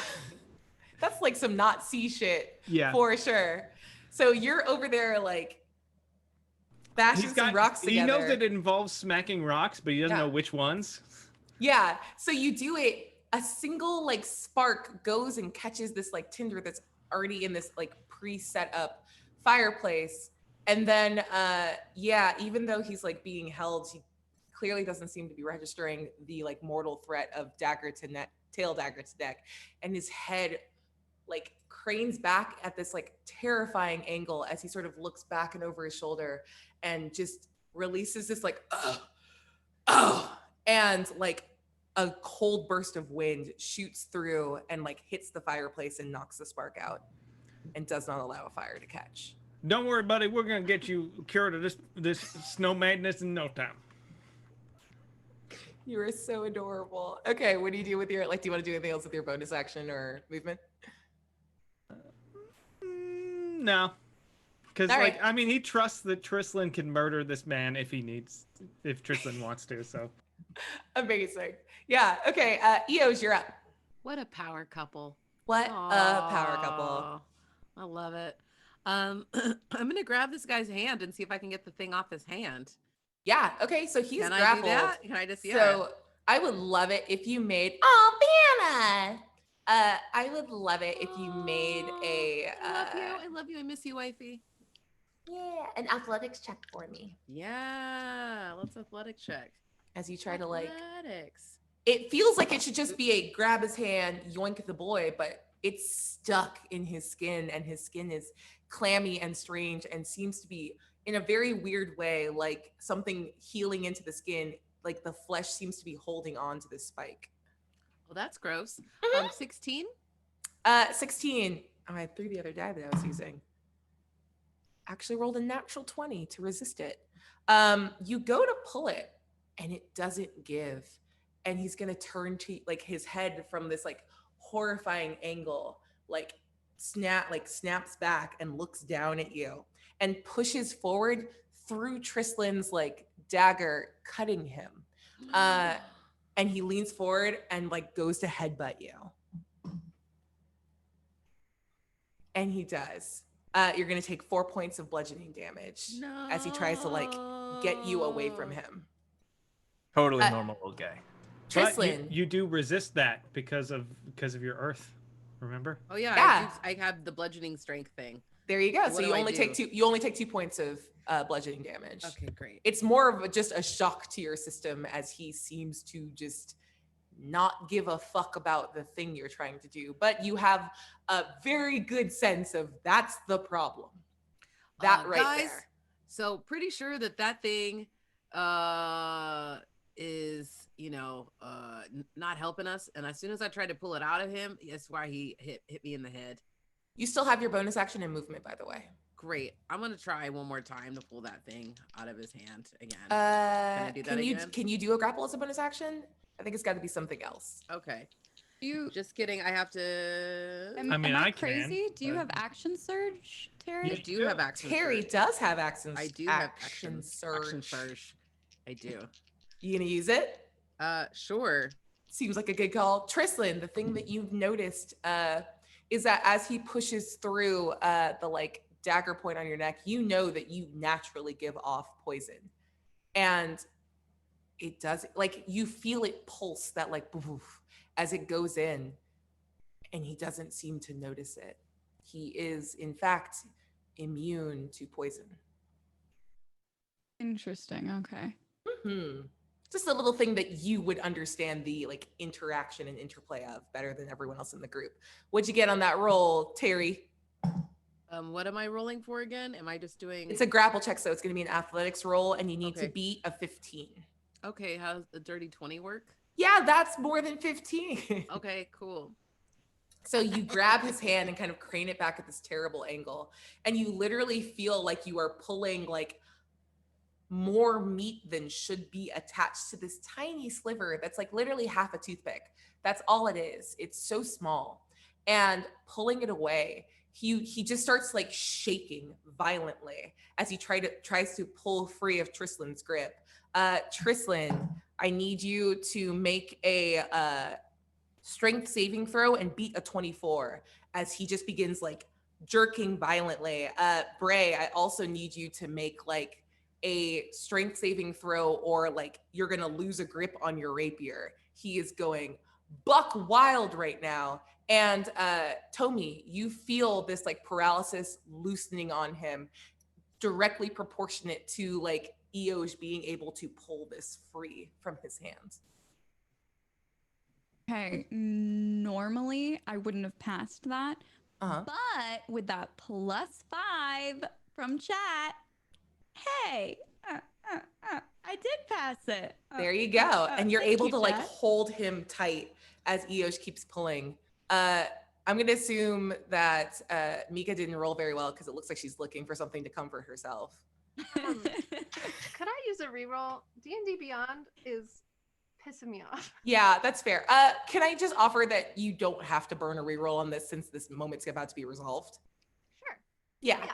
And like you just sort of let go as you're like, it's not worth it. Let the body be wild. I'll collect my stabums in a second. As he shakes and Eoj is able to pull this little shard free. And this man immediately goes slack in your arms and begins to decay, but not in the slimy heat way. It's this cold, frosted over, like dry aging of meat sort of stiffening And the stiffening happens as Tommy's body begins to unlock and he gets control of it. This body locks up in rigor mortis with like this rictus of pain and rage on his face and eyes that stare up and a mouth that looks like it wants to keep screaming as he hits the ground. You're now in possession of this tiny shard, and you don't know why it was able to do what it did, but it cast a very powerful effect on this corpse. And that, my friends, is where we will take our break. So we'll come back in a couple minutes and see what other horrors lie in wait on the frozen rock of Freyr. See you in a few.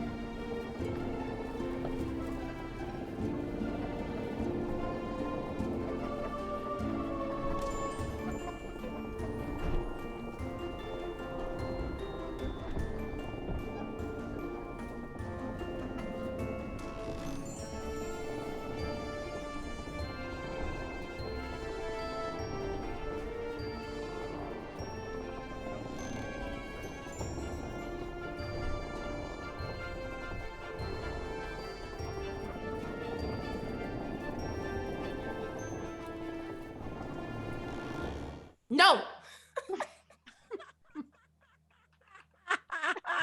Ow.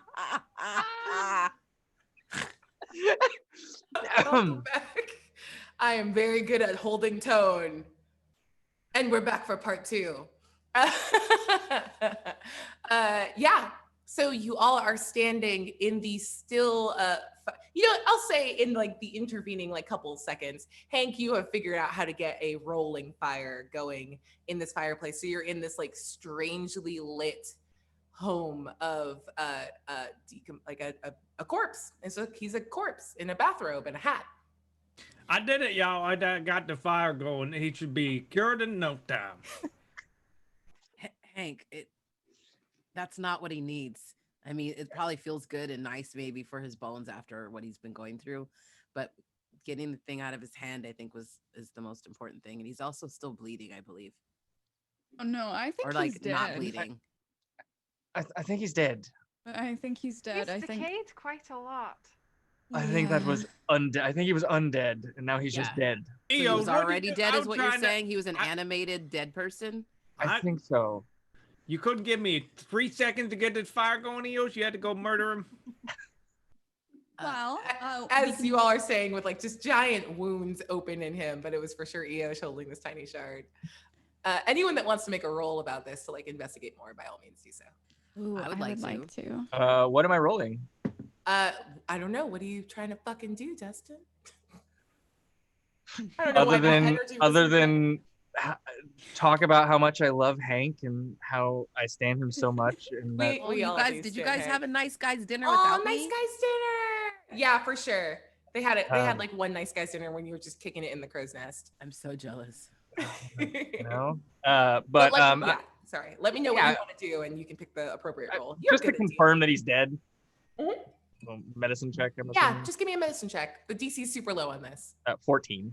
Yeah, he's super dead, and the weird, like, you are absolutely right in that this like was a corpse before you finished killing him. Put it that way.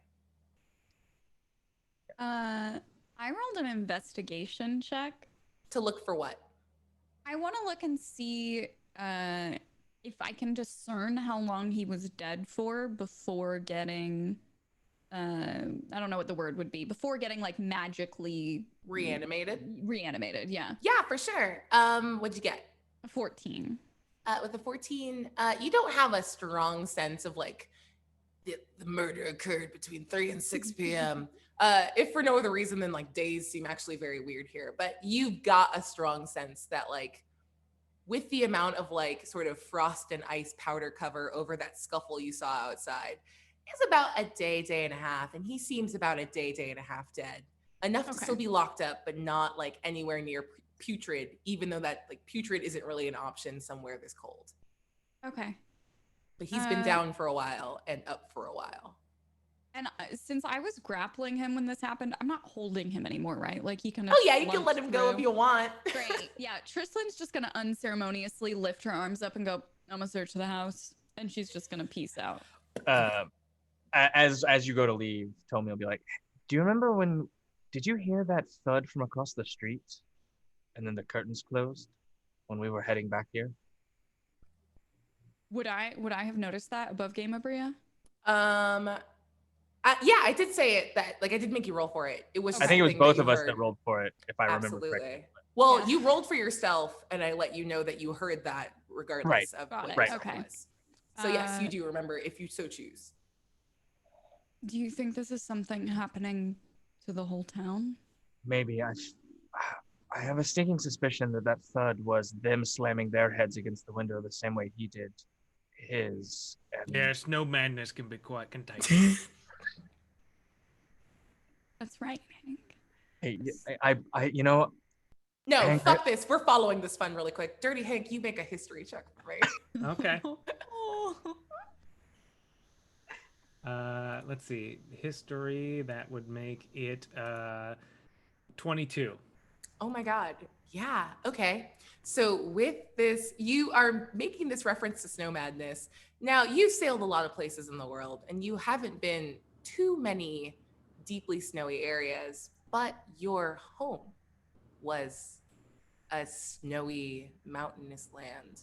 And you realize now that the thing that you're referencing, the snow madness, is something you remember past like that threshold at like 5 or 6 where memory Yeah, it's kicks like in. it's some sort of like tale a wet nurse told, like would say to hit like some bedtime story that rich dwarven children are told. Exactly. And you know that like snow madness is this sort of blanket term given to the people that deal in dark magic in cold places where night lingers too long. And that snow madness is not a fact of people in isolation, but a scourge on towns that hold dark wizards. Yeah, this whole town's got snow madness. So Remember snow madness being a thing when I was here? I was gonna say, I don't think we're as familiar with snow madness as you are, Hank. You ain't never heard no snow madness? No. I don't go where it's cold often. Yeah, well, neither do I. But it had been to do with like if there's a I'm trying to think of the word that in the normal words, and he's like it's like the thing, and he's just like he's saying words in like High Dwarvish. It's like if there's one of these, you know. Yeah. And the voice coming out of Dirty Hank still has his like kind of silly lilt, but all of the words like they hit you in your chest in a very weird way. This is a language made entirely of words of power. And even if you don't understand what he's saying, you have this sense of deep cold and despair as he describes in his native tongue, in like this old native tongue, what he means when he talks about snow madness. And some part of you, all of you, understands better what he means. Have you ever thought of being a bard? You've got a very strong voice on you. No, I ain't never been much for singing. I do the sea shanties, but I ain't know that many of them. Huh. Tristlan's gonna kind of like put a finger up and go, I'm gonna search the house to see if I can find anything that would explain why this man was targeted. And then as she starts to walk off, she's gonna put a hand on Hank and she's gonna go, and I'm gonna need you to do that voice again later. Yeah, sure. Cool. Please take inspiration. Thank you. Hank is a very, very, very good linguist. Tommy just nods. Get it? Tristlan just nods as she walks off. Too. Yeah. Something about what you said, Hank, that made me feel it inside my bones. Well, I have a way with words. It's really been some strange snow madness. Is there a don't- sink in this house? Yes, I'd there like to is. wash off my rapier. Yeah, probably a good call. Cool. It's a little investigate upsetting. Yeah, The go ahead. body a little bit too, because I never got I rolled to investigate a little bit. Uh-huh. But I didn't roll very good, so probably doesn't. I rolled a 4. The body is very dead, and the piece of... I wanted to look at the piece of thing. There we and see go. if Why it don't was- you roll a if it roll was for like- that? If it was like humming or had some sort of attunement to something that I could try to figure out somehow. Arcana if check, it's a- please, and thank you. If it's a beacon, Tommy's gonna look. that's Oh, no, a go ahead. natural Go ahead. 20. For real? Yeah, I wish I was lying. No, But no, I'm you not. don't. That's great. Then I will ask you, would you like this to be something that Eoj remembers or something that Eoj discovers now in this moment? It's just how you want me to flavor this for you. Sure. I'll take a memory. I like a memory. Yeah. Eoj, you read a lot of very interesting literature of like an artificer at nature in your brief time at the library at Candlekeep. And something about one of the articles of like materials that are very good to forge magical tools out of immediately sparks to mind. This is what is known as chartalin. And chartalin it's a non-magical crystalline substance that like it's this weird interplay between metal and glass and crystal. And even though it's not magical, it's easier to work with than metal and melts down more easily than glass. And it is this sort of perfect component for forming like simple magical tools. Like it's still pretty brittle and fragile, but this is a thing that you make like blades and wands and rods and orbs out of. And even beyond that, Chartalin is formed when extremely powerful necromantic energy is sort of made unstable and explodes out. But it has to happen in a place like this, deeply cold, with earth that tries to absorb heat and light and energy into it and forms these giant shards and spires. And the last bit of information I'll give you on a natural 20 is that the only purported location of Chartalin in like the Forgotten Realms, according to this book, is in Icewind Dale. And yet there's some of it here. Okay. And you weren't necessarily here for this conversation last week, but your mind alights back to something that Bale and Raya were talking about when they were on the boat, and they were sort of explaining their plight to the group. Tristan primarily, but they also came around to the rest of the group to win them, to win the rest of you over too. And Raya and Bale kept mentioning that like the Goliaths that were there were looking for something powerful and important enough to overthrow like the entire societal structure of this island and chase everyone out from their home. That's serious. Mm-hmm. Okay, guys. Lore dump. I feel like I've just had a really crazy memory about this rock, and it's pretty crazy. It's cool. It's okay. It's very okay. It's better to work with than a lot of other things like metal and glass, but it's only from one kind of cold place. So Hank, you're not wrong about them needing to warm up, but I don't think if you warm up this thing, it's going to really work because this is from a very cold place. Does that make sense? No. Okay. It's from Icewind Dale, so it's like icy and cold, and I don't think you can heat it up. But no, but they definitely got snow madness.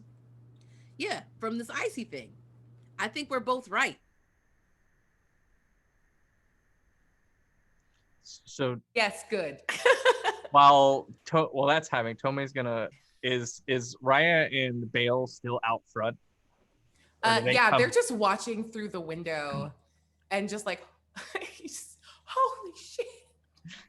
Sort of agog and surprised and confused and horrified by turns. Tomei's gonna like start making his way towards the door, but like as soon as he like gets close, he's gonna put on this like this just like and like stick his head out and he's like, you got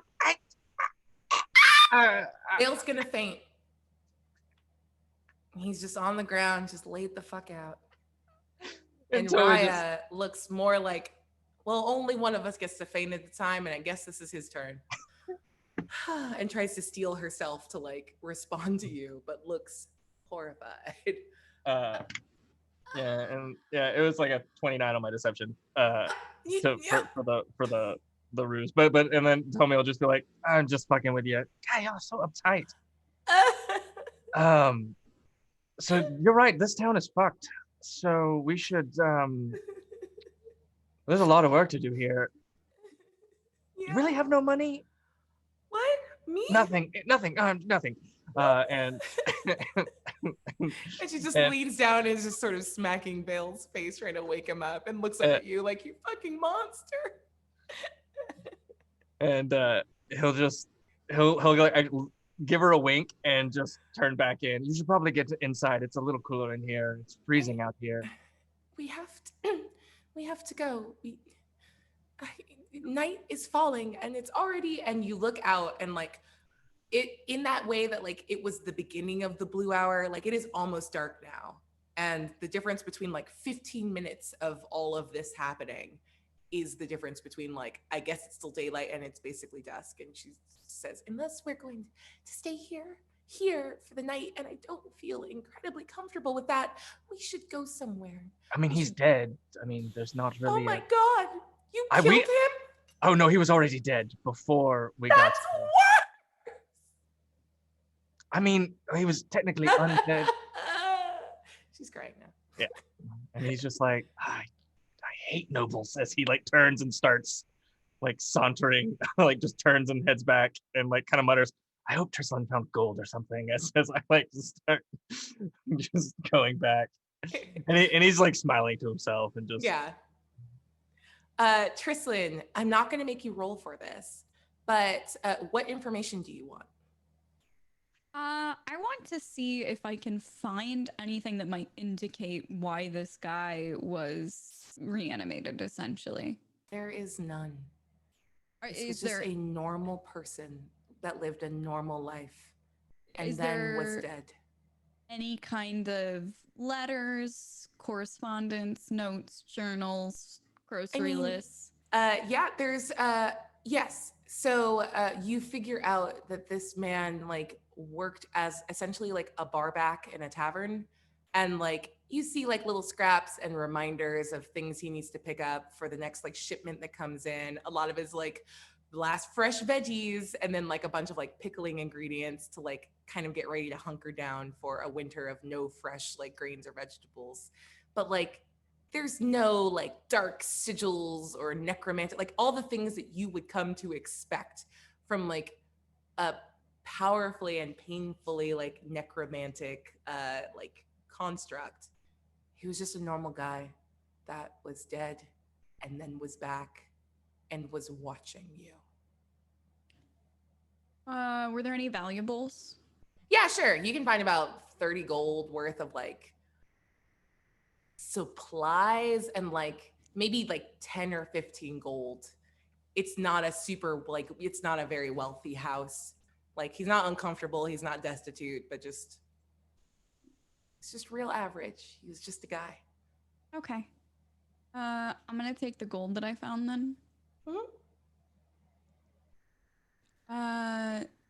Tristan's just gonna kind of finding nothing essentially after that.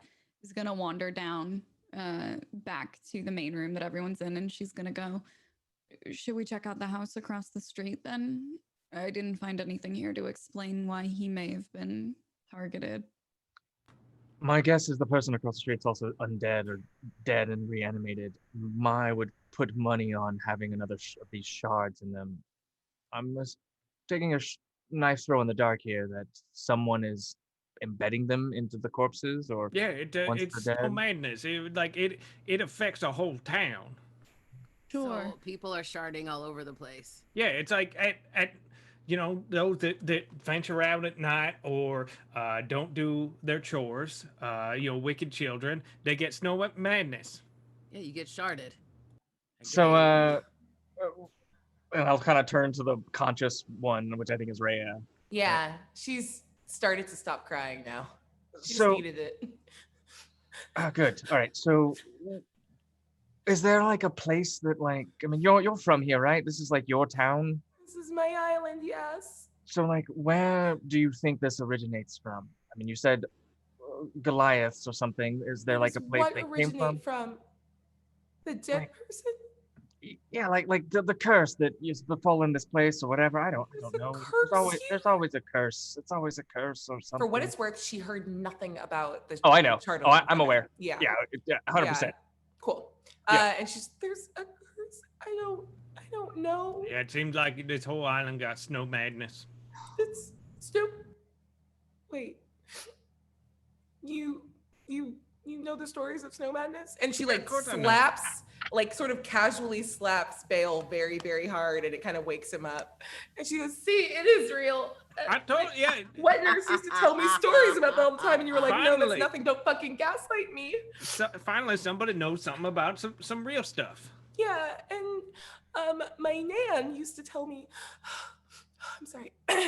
My nan used to tell me all the time about snow madness affecting towns, and if you didn't do good things, and if you were around the wrong people, uh, dark energies would form, and they would pierce your heart and take away everything that was good and leave you empty, a shell. Oh my God, is he snowman?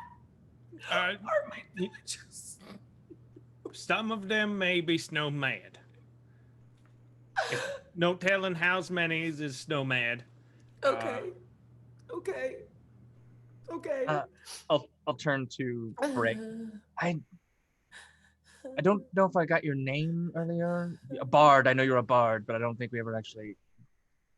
Bray's Anyways. gonna lean over. She's like watching all of this emotional stuff happening, and she's just gonna lean and be like, Bray Goldbrick. Tommy Gallows, a pleasure. Right. Once we get all this over, you want to get a drink? No, sorry, not the time. Anyways, so like, you're from here, right? Any idea what the fuck's going on? Sorry, what did you just say? Which part? I said lots of things. I say lots of things often. Right, I'll skip over it. It seems like you don't want to talk about it. I'm just as lost as you are about all of this. Should we maybe find an inn to check into? Maybe we can ask an innkeeper if they've noticed anything. Maybe the innkeeper will have a crazy snow shard in his hand. Raya speaks up again and just says, "No, I'm sorry. That was harsh. I didn't. No, that's good. More of that, please. Don't tell me. Okay. If we are here to free my town, I think you should listen to me. We need to get to the college. The dean, he's a lore master, and he has to know something about all of this. And I don't think an inn is the way to go. I'm worried about what will happen if we spend too much time here and take too long.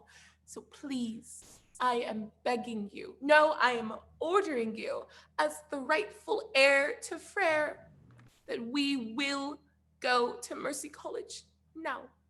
I'm going to remind you that we are here unpaid. And if you think you can order me to do anything, it will be the last thing you do. Okay, Pumpkin? So I'm going to order you to sit your ass down, stop telling me what to do, and listen when the adults in the room are talking. I would love it if you make an intimidation check for me. She's trying to say we're not good with time management.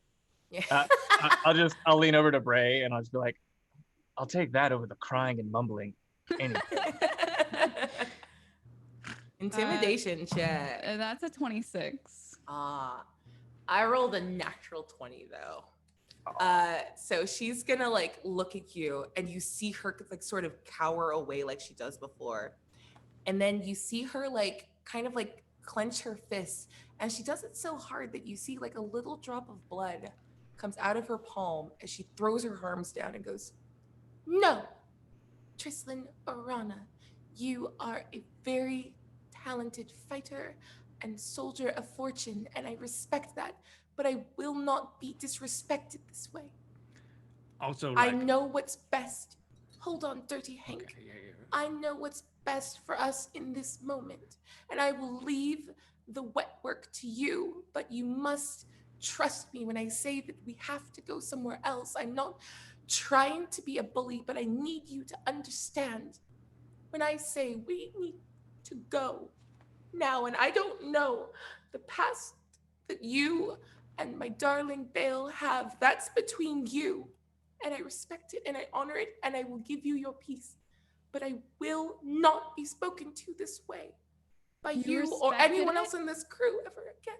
If you respected it, you wouldn't be speaking to me like this in the first place. I'd like to say something. I think we should go with Rhea. I mean, something's obviously going on here, and the dean of the college is gonna know what's going on. And I know that you don't like being told what to do, especially if you're not getting paid. But, and she's gonna like stand really proudly and like brush off her jacket. But today, you people are no longer pirates. Today, you are heroes. You're part of a brotherhood. From now until the day you die, wherever you are, every hero is a brother. Most of you will go to Mercy College. Some of you will not come back. But remember this, heroes die, and that's what we're here for. But the bond we've made lives forever, and that means that you will live forever. And we need to go to Mercy College and figure out what the is going on. I'll follow you, Bray. But if that one speaks another word to me, My name is Raya. I'm killing her before I leave to go back to the ship. Fair, but also, like, I haven't had a vegetable in many years, so I'm very susceptible to snow madness.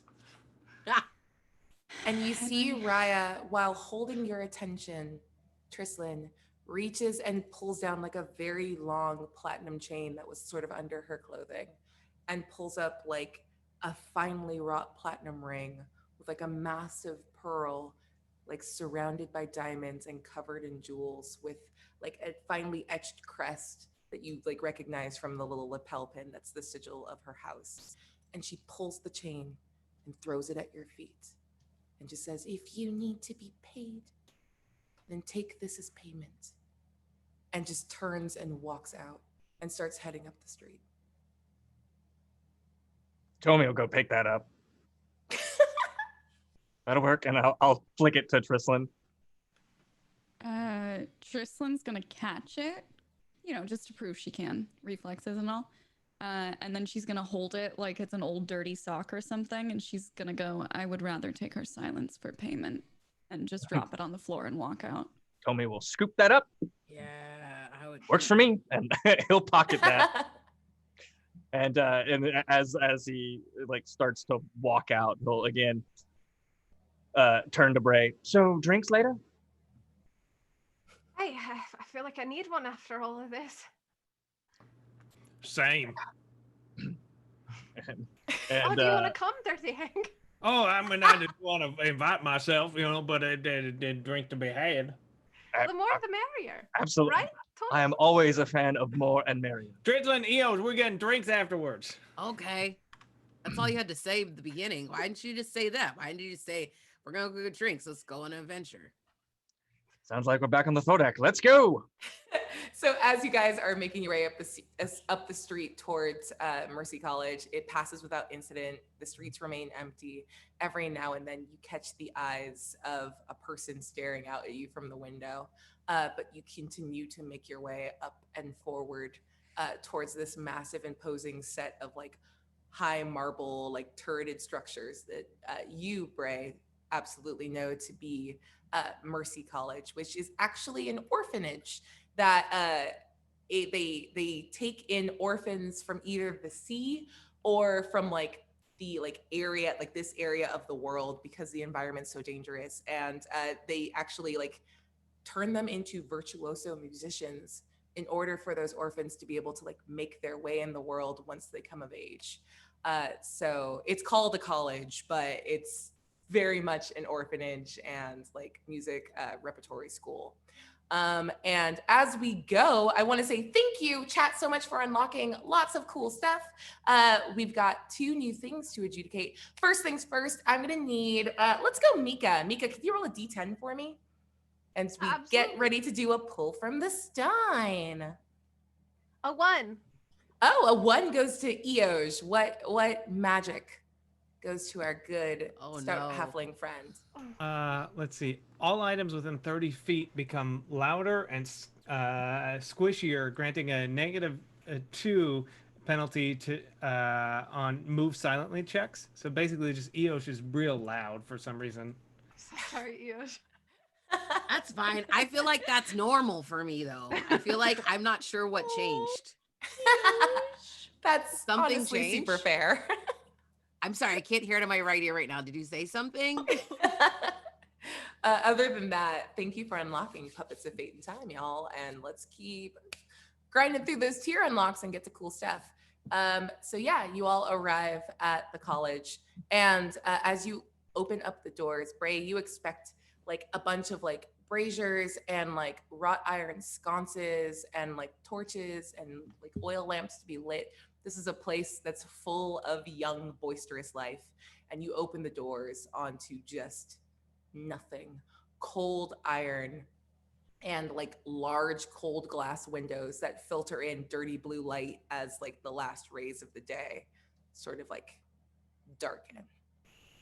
It's abandoned in the way that every other part of this town seems to be, but it's more horrifying here because there are hundreds of young souls that live within these walls.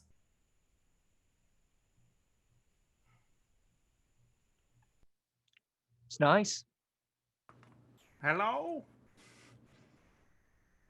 You hear your voice echo and it keeps going on and there's no response. Trislan's gonna turn to Bray and just say, and who exactly are we supposed to be meeting here? The dean, but I've never seen the college this empty before. Usually it's bustling, like you can't even hear yourself over all of the songs and music that's going on. Yeah, it's pretty silent, and I feel like there's probably not a good after party, and it's probably not like a good bar nearby. We have to go to his quarters. They're just up the hallway to the left. So maybe we should be on guard or something. I'm gonna pull out one of my little knives here, a little rapier, just in case. I'm gonna be at the ready. I'll follow, but I will try to move as covered as possible. Yeah, would you guys like to do, let's do a group stealth check. So all we need is for half of you to pass a DC of 16 for stealth. Abria, above table. Yes. What I'm able to give bardic inspiration, I believe. Yep. Could I give it to all four? Like you would have to pay for each one of those. Yeah, I have 4 that I can pay for. Okay, do you not want that for possibly later? Well, it's for ability checks, attack rolls, and saving throws. Yeah, how many total bardic inspirations do you have? I have 4. Is now the time you want to give it? That's a good question. I'll save it for a bit. It's just because it takes 10 minutes to actually like do it. No, it lasts for 10 minutes. Yeah, it lasts for 10 minutes. You can you can give bardic inspiration as a bonus action. Sorry. I'm talking about my inspiring leader feat. That happened with your cool speech. I thought that's cool. what you were doing, but you didn't say it. Yeah. I was like, I don't know if she's just being very cool. Hell yeah. So hand that shit up to out. 6 allies gain 18 temporary hit points. Everyone mark that shit down as her words resonate inside your soul. Hello, when are we gonna get a permanent bard in the party? 18 temp hit points? It's cute, right? She's cute, right? I love it. Bria's trying to inspire us. I really like it. You know, but I feel like if we had stuff that was useful, we're still not going to use it. We're not good at that. Quite honestly. Sometimes you're giving us gifts like just left and right. And I'm just like, Bria, I love you so much. You know, we're never going to use them. We are trash. I used my lockpick for the first time today, and that's not even special. That's just like baseline rogue 4 stuff. seasons I later. handed you a free natural 20 coin and was like, this is a magical coin that drops out of the sky. And you're like, I jam it in my pocket and do not pay attention to it again. I was like, Abria, I was so drunk when that happened. That's very fair. Trislan was like shit-faced counting how many fingers she had, and she counted more than 10. Yeah, she's like, my horns can touch anything but themselves. No, you're totally good. Yeah, so everyone collect your temp HP.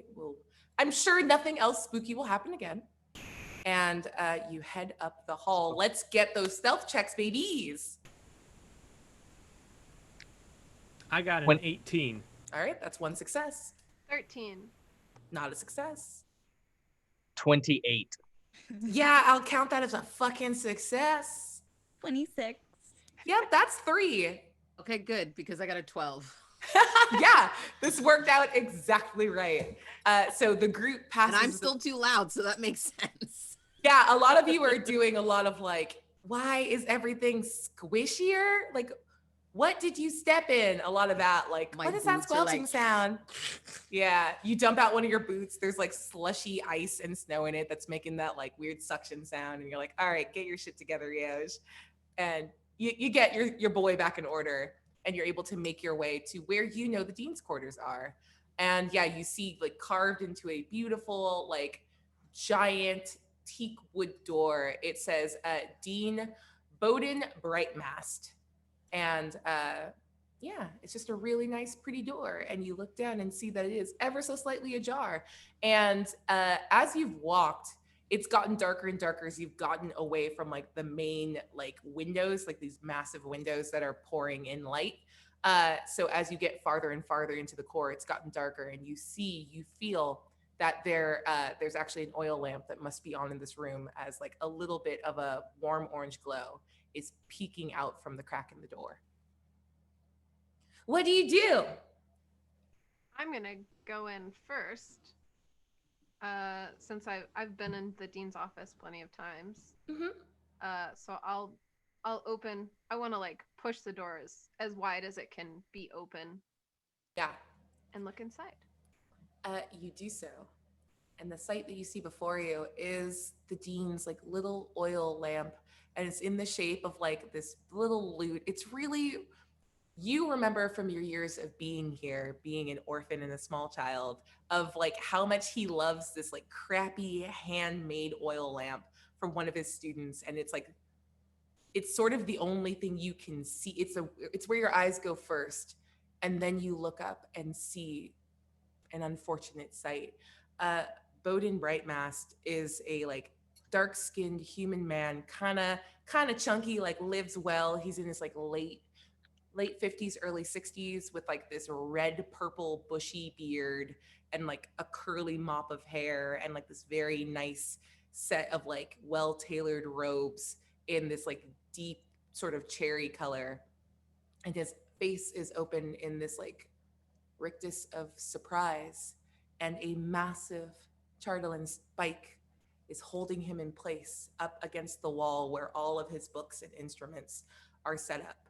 And it's not that he's impaled there and he's limp and he's dead. He seems frozen in time in the moment of impact, surprised, and in that heartbeat before the realization of pain or a mortal wound could have even crossed his mind.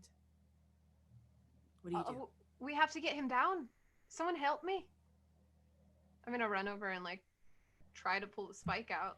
Make an intelligence check for me. The DC is going to be 15. High but not impossible. Nat 20. Holy shit. The moment you get there and your hand touches like and wraps around, this is a massive spike, and you saw what a tiny toothpick of Chardelin could do. This one is like a Buffy the Vampire size steak. And the moment your hand wraps around it, you feel this like tune of attunement. It's a hum, like a tuning fork that was tapped before it went through him. And you, being a being of like just a sort of innate understanding of magic filtered through like your musical and mathematical mastery, you know that the thing that is holding him in this moment, he is still alive. He is frozen in that heartbeat of taking a mortal wound. And to pull that stake out is to resume time with everything that entails. If you pull the spike out, he will bleed out and die. Is there any way to heal him before that happens?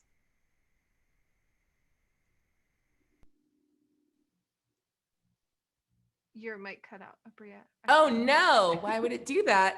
I thought that was intentional for drama, and I was Oh, like, I did no. too. I was like, oh no. yes, Abria, give us the drama, give us the Bated cliffhanger. breath.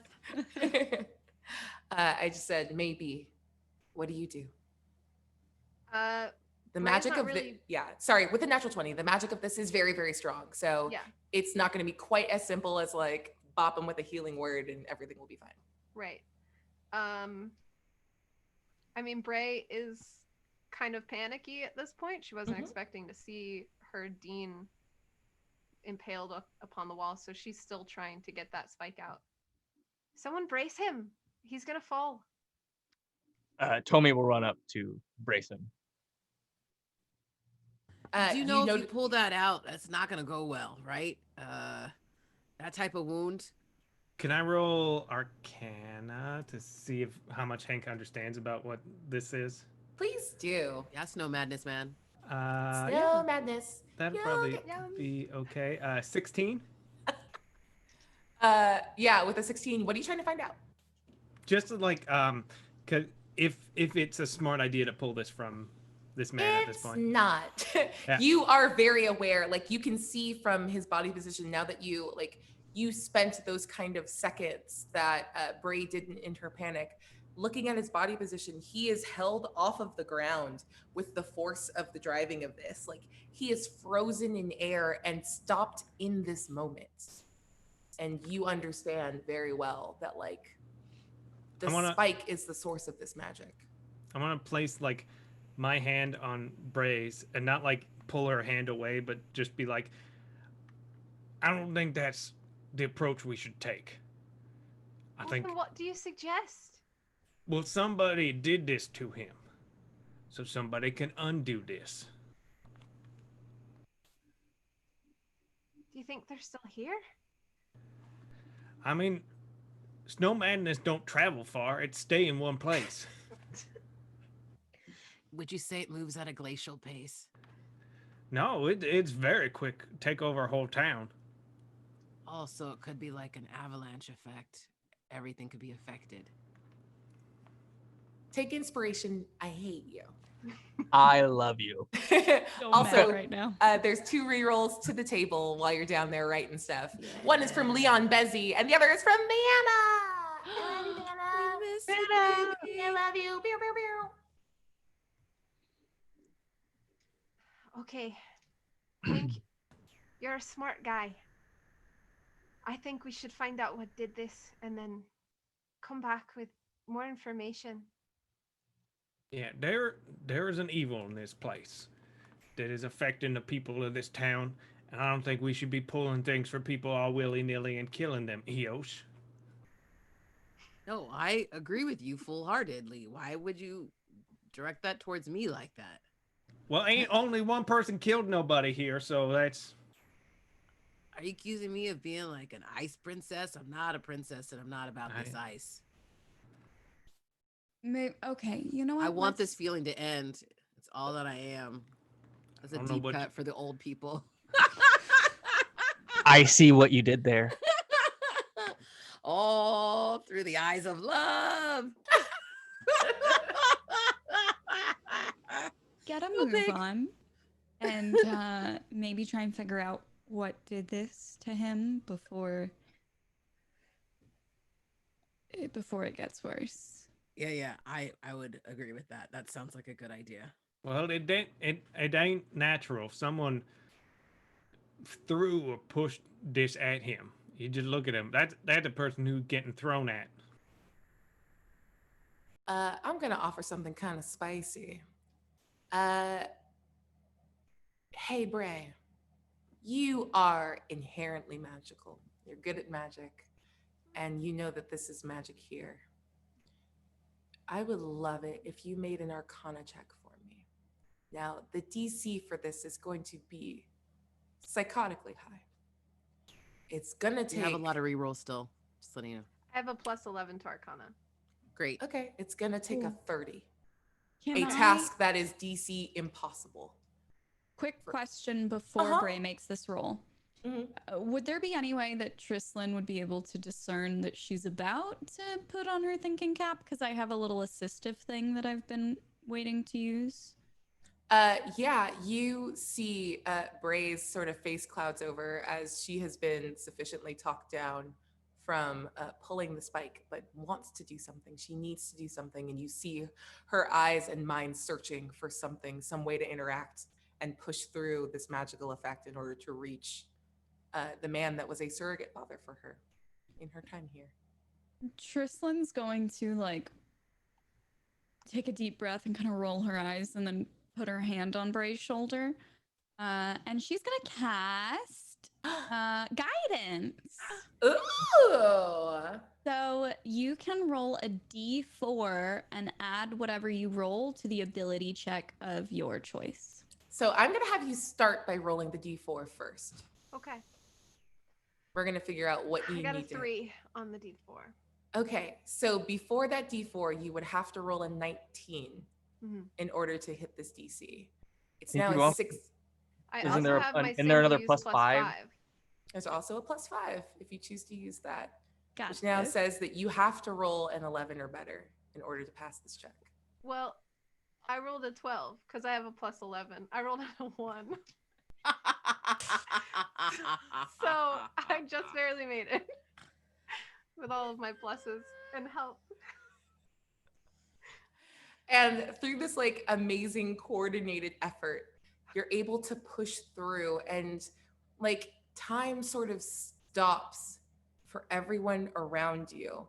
And you are caught in this moment with Dean Brightmast as his face sort of slackens and he looks down at the spike and then looks up at you, and no one else can see this as you've now like figured out and pushed through a like temporal like gap, a flaw in the magic of this spike. And he looks at you. Bray, what are you doing? You need to leave. It's dangerous. You need to go now. There's something going on here, Dean Bowden. And he does look down at the spike in his chest and look up at you with the knowing glance of a man who has heard a lot of dumb things from children and doesn't say anything about it. I'm afraid if we don't do anything, more people are going to get hurt and we won't figure out how to save you. I've got smart friends with me. One of them knows about this thing called snow madness. And I think that's what this is tales told to stupid rich children. This is dark magic, and the Goliath that drove this through my heart, he is not the former of this. It was the one behind. He spoke beneath his robes and hood. I don't understand the language. He said Kurosa. I don't know what it means, but he is the one, the source of this snow magic. They're here for the Chartalin, and it's taking them too long to find, but they're headed back to the keep. They're headed back to the cathedral, and they will go low. Do you remember the catacombs? Yes, I think I do. Let you play down there because we didn't want you to be afraid of the dark. To not fear this as children fear so many silly things in the world. But down there, that is the truth. The truth of the clans that took over Freyr, that hold your fate and all of ours now. Leave me to this. If you can break the curse, you can. If you can't, it has been the pleasure of my lifetime to turn wonderful people like you into virtuosos and musicians and bright spots of light in a dark world. Okay? I'm gonna save you, Dad. I mean, Dean. And he reaches out and touches your face. Oh, she's gonna cry. Don't cry. There is so much left to do. And I'll do it.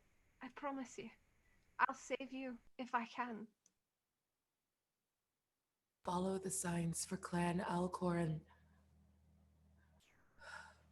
She may have been the rightful holder of these lands, but the secrets of that family have cursed us all. And he like laughs a little bit weakly and coughs, and you see his whole body shift around this spike. And he just sort of mutters, snow madness. And his face slowly moves back into that frozen position, and you come back to yourself in the room. I'm gonna gasp right when I realize that I'm back with everyone. We have to go to the keep.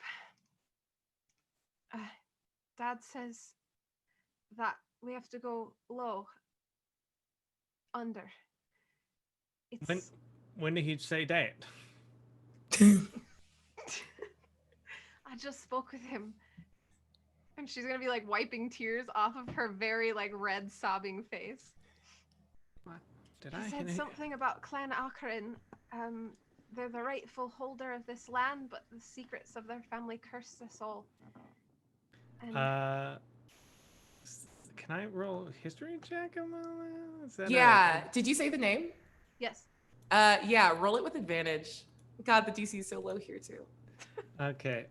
Yeah. So history is that's gonna be a 22. Oh, what the fuck is your history so high for?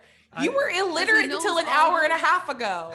Because he knows all the languages and he's gifted. He's a savant.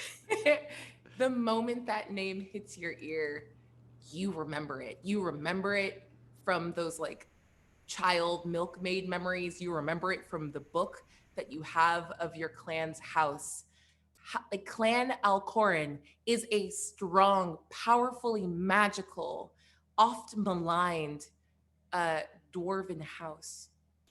And they served your family up until the end. And the scrawled like add-ins after the destruction of Clan Dur say that Clan Alcoran were the ones that took your family's seat and place at the head of the mountain dwarves from your homeland. I'm not the best with languages, but I think Dean said something like Kurosa. I'm not sure what it means, but if one of you knows a language that I don't. Abria is mad because as a high level monk, I understand all languages.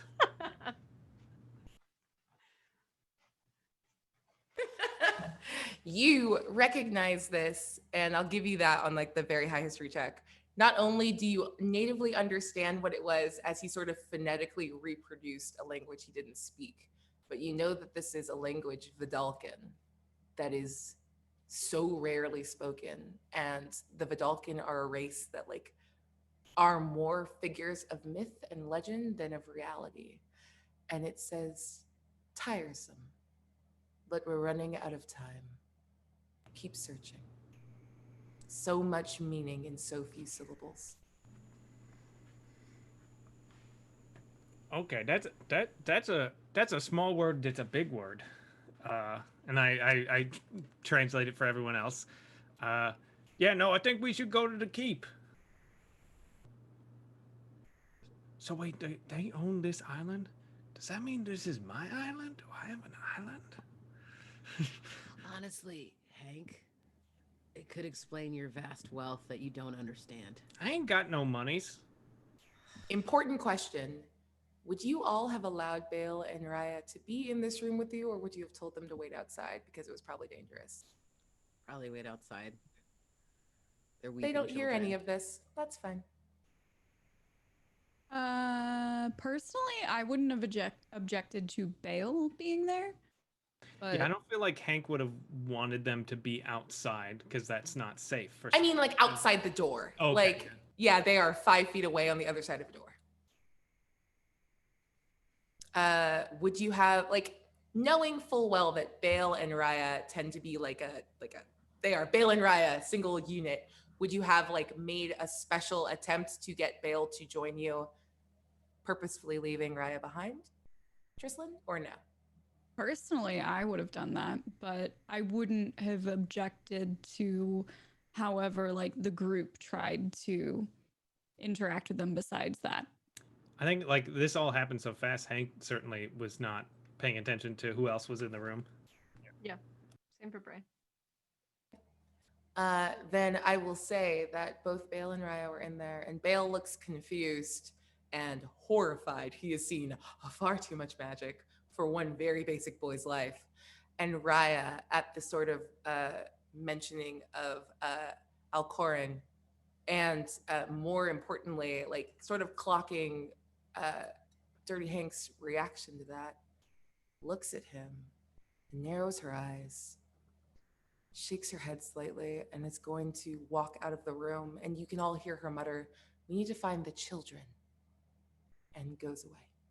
And yeah, Tommy will go like after like the thing show. Original owners of the island. All right. As he'll kind of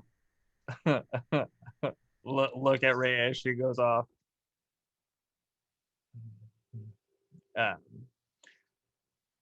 So what's the plan? This is way above my pay grade as far as widgety. We need to go to the keep. I mean, let's stop this. And as far as I know, no one's getting paid, so I don't know what you're talking about pay grades, but I think we should go to the keep as well. More like I don't understand magic stuff. Oh yeah, That's not my forte. That stuff's hard. Yeah, magic's stupid. I can lead us there. I wasn't expecting something like this when I got off the ship. It's the life of an adventurer. Which of those would be closer, Abria? I mean, you're at the college now, Right. so headed down to the catacombs is one thing. The keep is literally, if you look out of like one of those main windows, it's just like up on a hill. Right. It's pretty close, but like Do the you are catacombs current. lead anywhere? Would I know that since I played in them as a kid? Oh, fun. Make a you know what? You can tell me what check you're gonna make to see if a younger you would have like fully and dangerously investigated the catacombs below the college.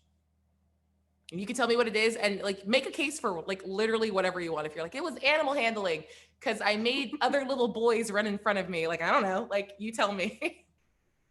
Could I use deception? Yeah, because you were absolutely Because lying to the like adults and sneaking way Yeah. beyond normal bounds. Hell yeah. Wait, are you telling me a bard has like a lot of good deception? Wild. Fucking wild. I rolled a 10. There are so many fucking rerolls. I'm gonna There's use a reroll. we've got like You can be 12 bad at it if still. you want. You're good. Sorry, we've got like 14 or 15 actually. We do. We have. Yeah, I we need got to a use lot. One more. Okay. 14. 14 total? Yeah. Wait, what did you like? What's your modifier? A 6. Oh, okay. Did you have like a plus 11 to something else? My plus 11 is an Arcana. All right. I didn't think far enough ahead to come up with an Arcana excuse, you know? Yeah, that's fine. My intelligence is an 8. I don't want to talk about it. Okay, so I will. How about I offer you this? You knew as a child that like one of the paths you absolutely explored was this idea that like the catacombs below here absolutely ran to like the under tunnels beneath the Indigo Cathedral, which is like this massive like music venue, one of the biggest ones in the world, and like it's where they kept all their stage stuff. And there were a bunch of tunnels off in like the northern direction headed towards the Aurora Keep that like maybe they would have connected, but you never got that far because yeah, like the teachers were like, no, don't do that. And they like stopped you the 2 times you wanted to go investigate it. Okay. You're not sure, but you have a pretty good idea. I think we shouldn't go back on the streets, considering what we saw in the houses.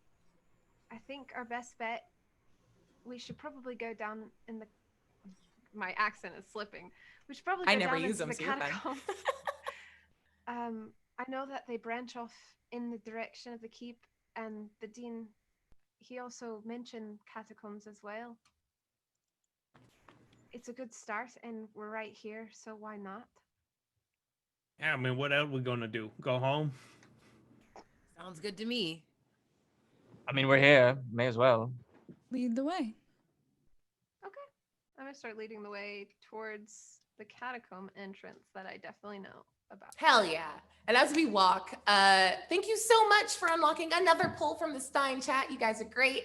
Eric, get one of those ready. And let's have our other guest, Mr. Dustin, who's basically a Salt Bae at this point. Please roll a d10 for me. I mean, A if he's 6.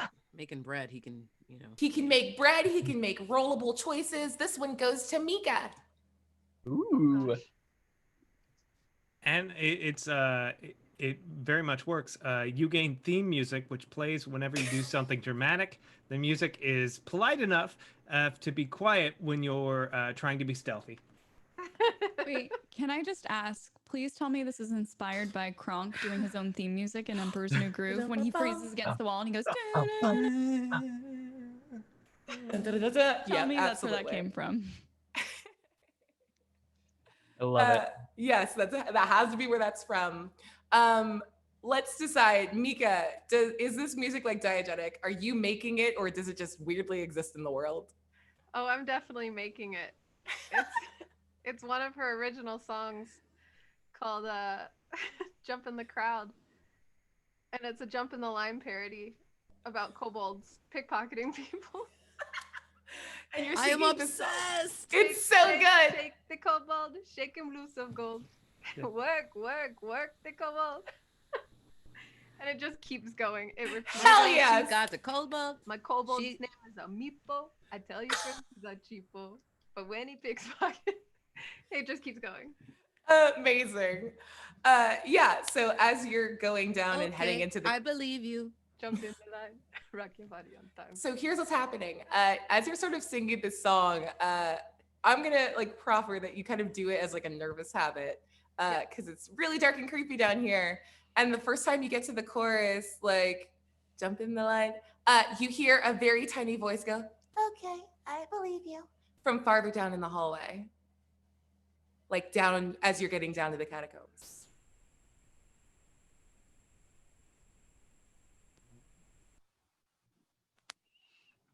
My mic stopped working, but we're fine. No worries. Uh, Fuck technology. do I notice that everyone else hears this voice, or is it just me? Yeah, you all hear it as she's sort of like mumble singing the song, and just sort of the general tonality carries down these like super dark catacombs. You hear just a tiny voice that responds. I'm gonna sing a little bit louder, and just like really listen. Yeah. And it's a call and response, and you just hear again. Two other voices are like, okay. And then like someone, like a little smack, like, ow, I believe you. And then continues and finishes it. Shave and a haircut. 2 bits! And then you just hear 2 children arguing. What are you doing? What if it's a bad guy? Why is it not? I'm obsessed with them already. Yeah. Tristan's face right now, though. Yeah, Tristan doesn't trust this for shit, and I respect it. Probably breaking into that. Since when has children singing in a dark, creepy place been weird? Really never. Are we still stealthing from the group stealth check? Yeah, I'm not gonna make you Okay. re-roll that. Like, Cool. we're getting up toward, we're up against it. I assume y'all are stealthy as shit. It's fine. I'm gonna call out to the kids. You shouldn't be down here. What you doing? Said this was where it was safe. Who said that? Jasper. My name's Jasper. And then like a couple other kids pipe up, like, we're also down here. You don't get to hog it. You're not the only one. And you hear more and more kids pipe up. And it goes from like 3 to like 10 to dozens. And I guess that's where all the kids went. Yeah. All right. Does anyone is it have safe to come out? I'm bored and I have to pee, and no one says I could. Everyone says I can't pee down here. No, I definitely think you should stay down here if you've been safe so far. I gotta go real bad. What? Yo, the corner. Who are you hiding from? And then you hear a bunch of kids go, ew. Listen, you just designate one room as the potty room, and then nobody go there unless they got a potty. See, that's what I said. And then like a slightly older kid. Gets real indignant. Who are you hiding from down here? There were bad people that came up, and the dean, he said that he was going to talk to them, but that we should all stay away just in case. Do you know Long where? time. Do you know where the bad people went? I saw them from the window. They were really big. That's good. That's very helpful. Do you know where they went? No. They were coming inside, so we all came down here, and I said that we should go all the way out, but then they're like, no, you don't want to be outside because it's cold, and then they just all kind of fall to squawking and chattering about like what a bunch of 12-year-olds think is best. It's just Lord of the Flies in the dark down here. I have a conch. What's a conch? Can I see all of them at this point? Just like a mass did any of you them? have a light with you? I have dark vision because I'm a dwarf. You have dark vision. You see that these are a bunch of like young, like humanoid raced like there's some of them are kobolds, some of them are like Goliaths and half orcs and elves and humans, just a motley crew of young people huddling in the dark, waiting for someone to tell them it's safe. All right, I think you all seem to be safe right here. I think you just keep it up, but point us where the bad people went, and we'll go deal with it, and then we'll come back and tell you when it's safe. And you hear the like young voice of the kid that was like, when I saw them out the window, some of them were coming inside, and some of them were headed to the keep. I don't know if that helps. Can I go to the bathroom now? And then you see like 3 hands like shoot up. They're like, I also have to go. You're gonna need to designate a bathroom. Go together. You guys are gonna need to go together, okay? I don't think that together. And then they all like catacombs. squinch up their faces, and you hear a bunch of like, ew. Yeah, you should go as a team just for safety. Just turn How your about back when the other this? person's got to go, okay? Oh, well, you said go, and they thought you meant like pee together. So they're just being weird, gross kids down here. It's fine. Oh my gosh. Bray's gonna kneel in front of the like one that looks the leaderiest. Yeah, there's like a 14-year-old that like steps forward. He's actually a kobold, and he was the one that like kind of responded. If you could go anywhere right now, what is the safest place you can think of? It has bathrooms, food, water, anything. Anywhere in the world. The theater, the cathedral, there's snacks and stuff back there for performances, and we know all the tunnels and the back areas better than anyone. And we could hear if anything was coming because of the But I'm saying acoustics. Take yourself out of this situation. Anywhere in the world. Where would you want to In go? the world? A tropical beach, something. I want to go to a tropical beach. Yeah? You want like a theater there, a stage, anything? Yeah. Oh, I want a tropical beach with like a bunch of snacks and cake, and a water, like a pool, and like a stage so we could sing. All right. Okay. Is that what everyone else wants? Yeah. I don't know what tropical means. Perfect. It sounds like Disney's Aulani Hotel. That's all I thought. Sorry, like you literally just described it right now. Gray's gonna nod her head and then pull her rod out from behind her and hold it in both hands. Mm. And this is a rod of security. Ooh. So a rod of security can instantly teleport up to 199 other creatures to any zone that they want, and they can stay there for 200 days. And so I'm going to teleport all of these children into what they just described to me, this fantasy land that has enough food and water for them, bathrooms, rooms to sleep in, stages to perform on, just whatever they want. And I'm going to let them stay in paradise until we figure out what's been going on. And they have a 200-day time limit to just hang out in there. And so I'm going to use my rod of security to do that. That's amazing. Amazing. Can we keep Mika? Can Mika stay forever? I love it. What? As soon as you started describing us, I was like, oh, I know what that rod is she had. Oh, fuck yes. Oh, I'm here for this. That's amazing. That is Screaming on the inside. I phenomenal. feel so utterly useless. What? So to everyone else, these kids just blipped out of existence, like in front Hell of you. yeah. And I'm just gonna stand up and tuck my rod back and be like, don't worry, they're fine. They're actually safer than anyone in the world right now. No one can touch them. Well, where'd they go? To where they described. I made it for them. What, they got to go to the tropical beach? You know what, Hank? I'll take you there after we finish all of this. That's fine. I've been to tropical beach before. Yeah, we've been there before. We had margaritas there, and it was like a full Margaritaville, and it was a whole thing.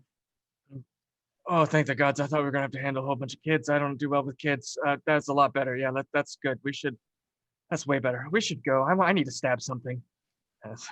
Yeah, at that, all of you hear like a bunch of sounds that are much farther down the hall, and now that like the mass of children is gone, you hear movement down the tunnel, and this shifting of like doors and massive slabs of like stone moved across about 100 yards farther down the tunnel. What do you do? I'm gonna get back with the group. Tight formation. Well, we headed Weapons that out, way. knives out. that seemed like the way to go.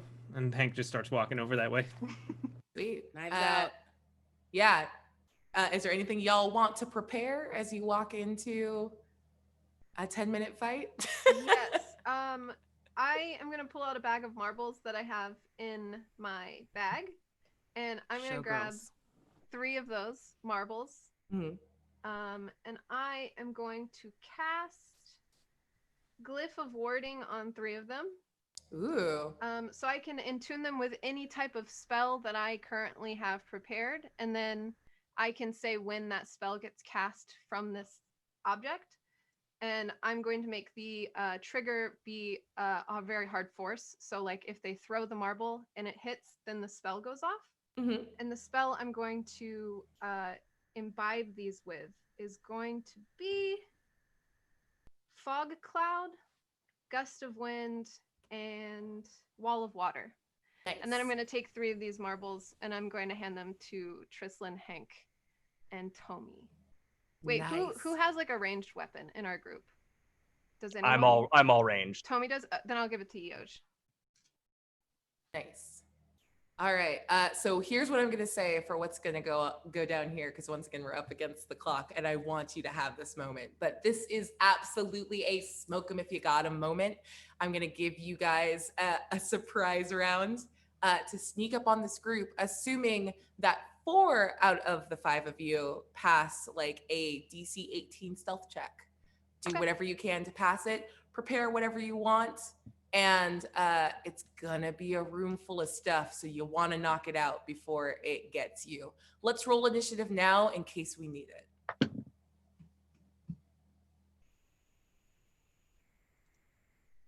14. 25 stealth, 17 initiative.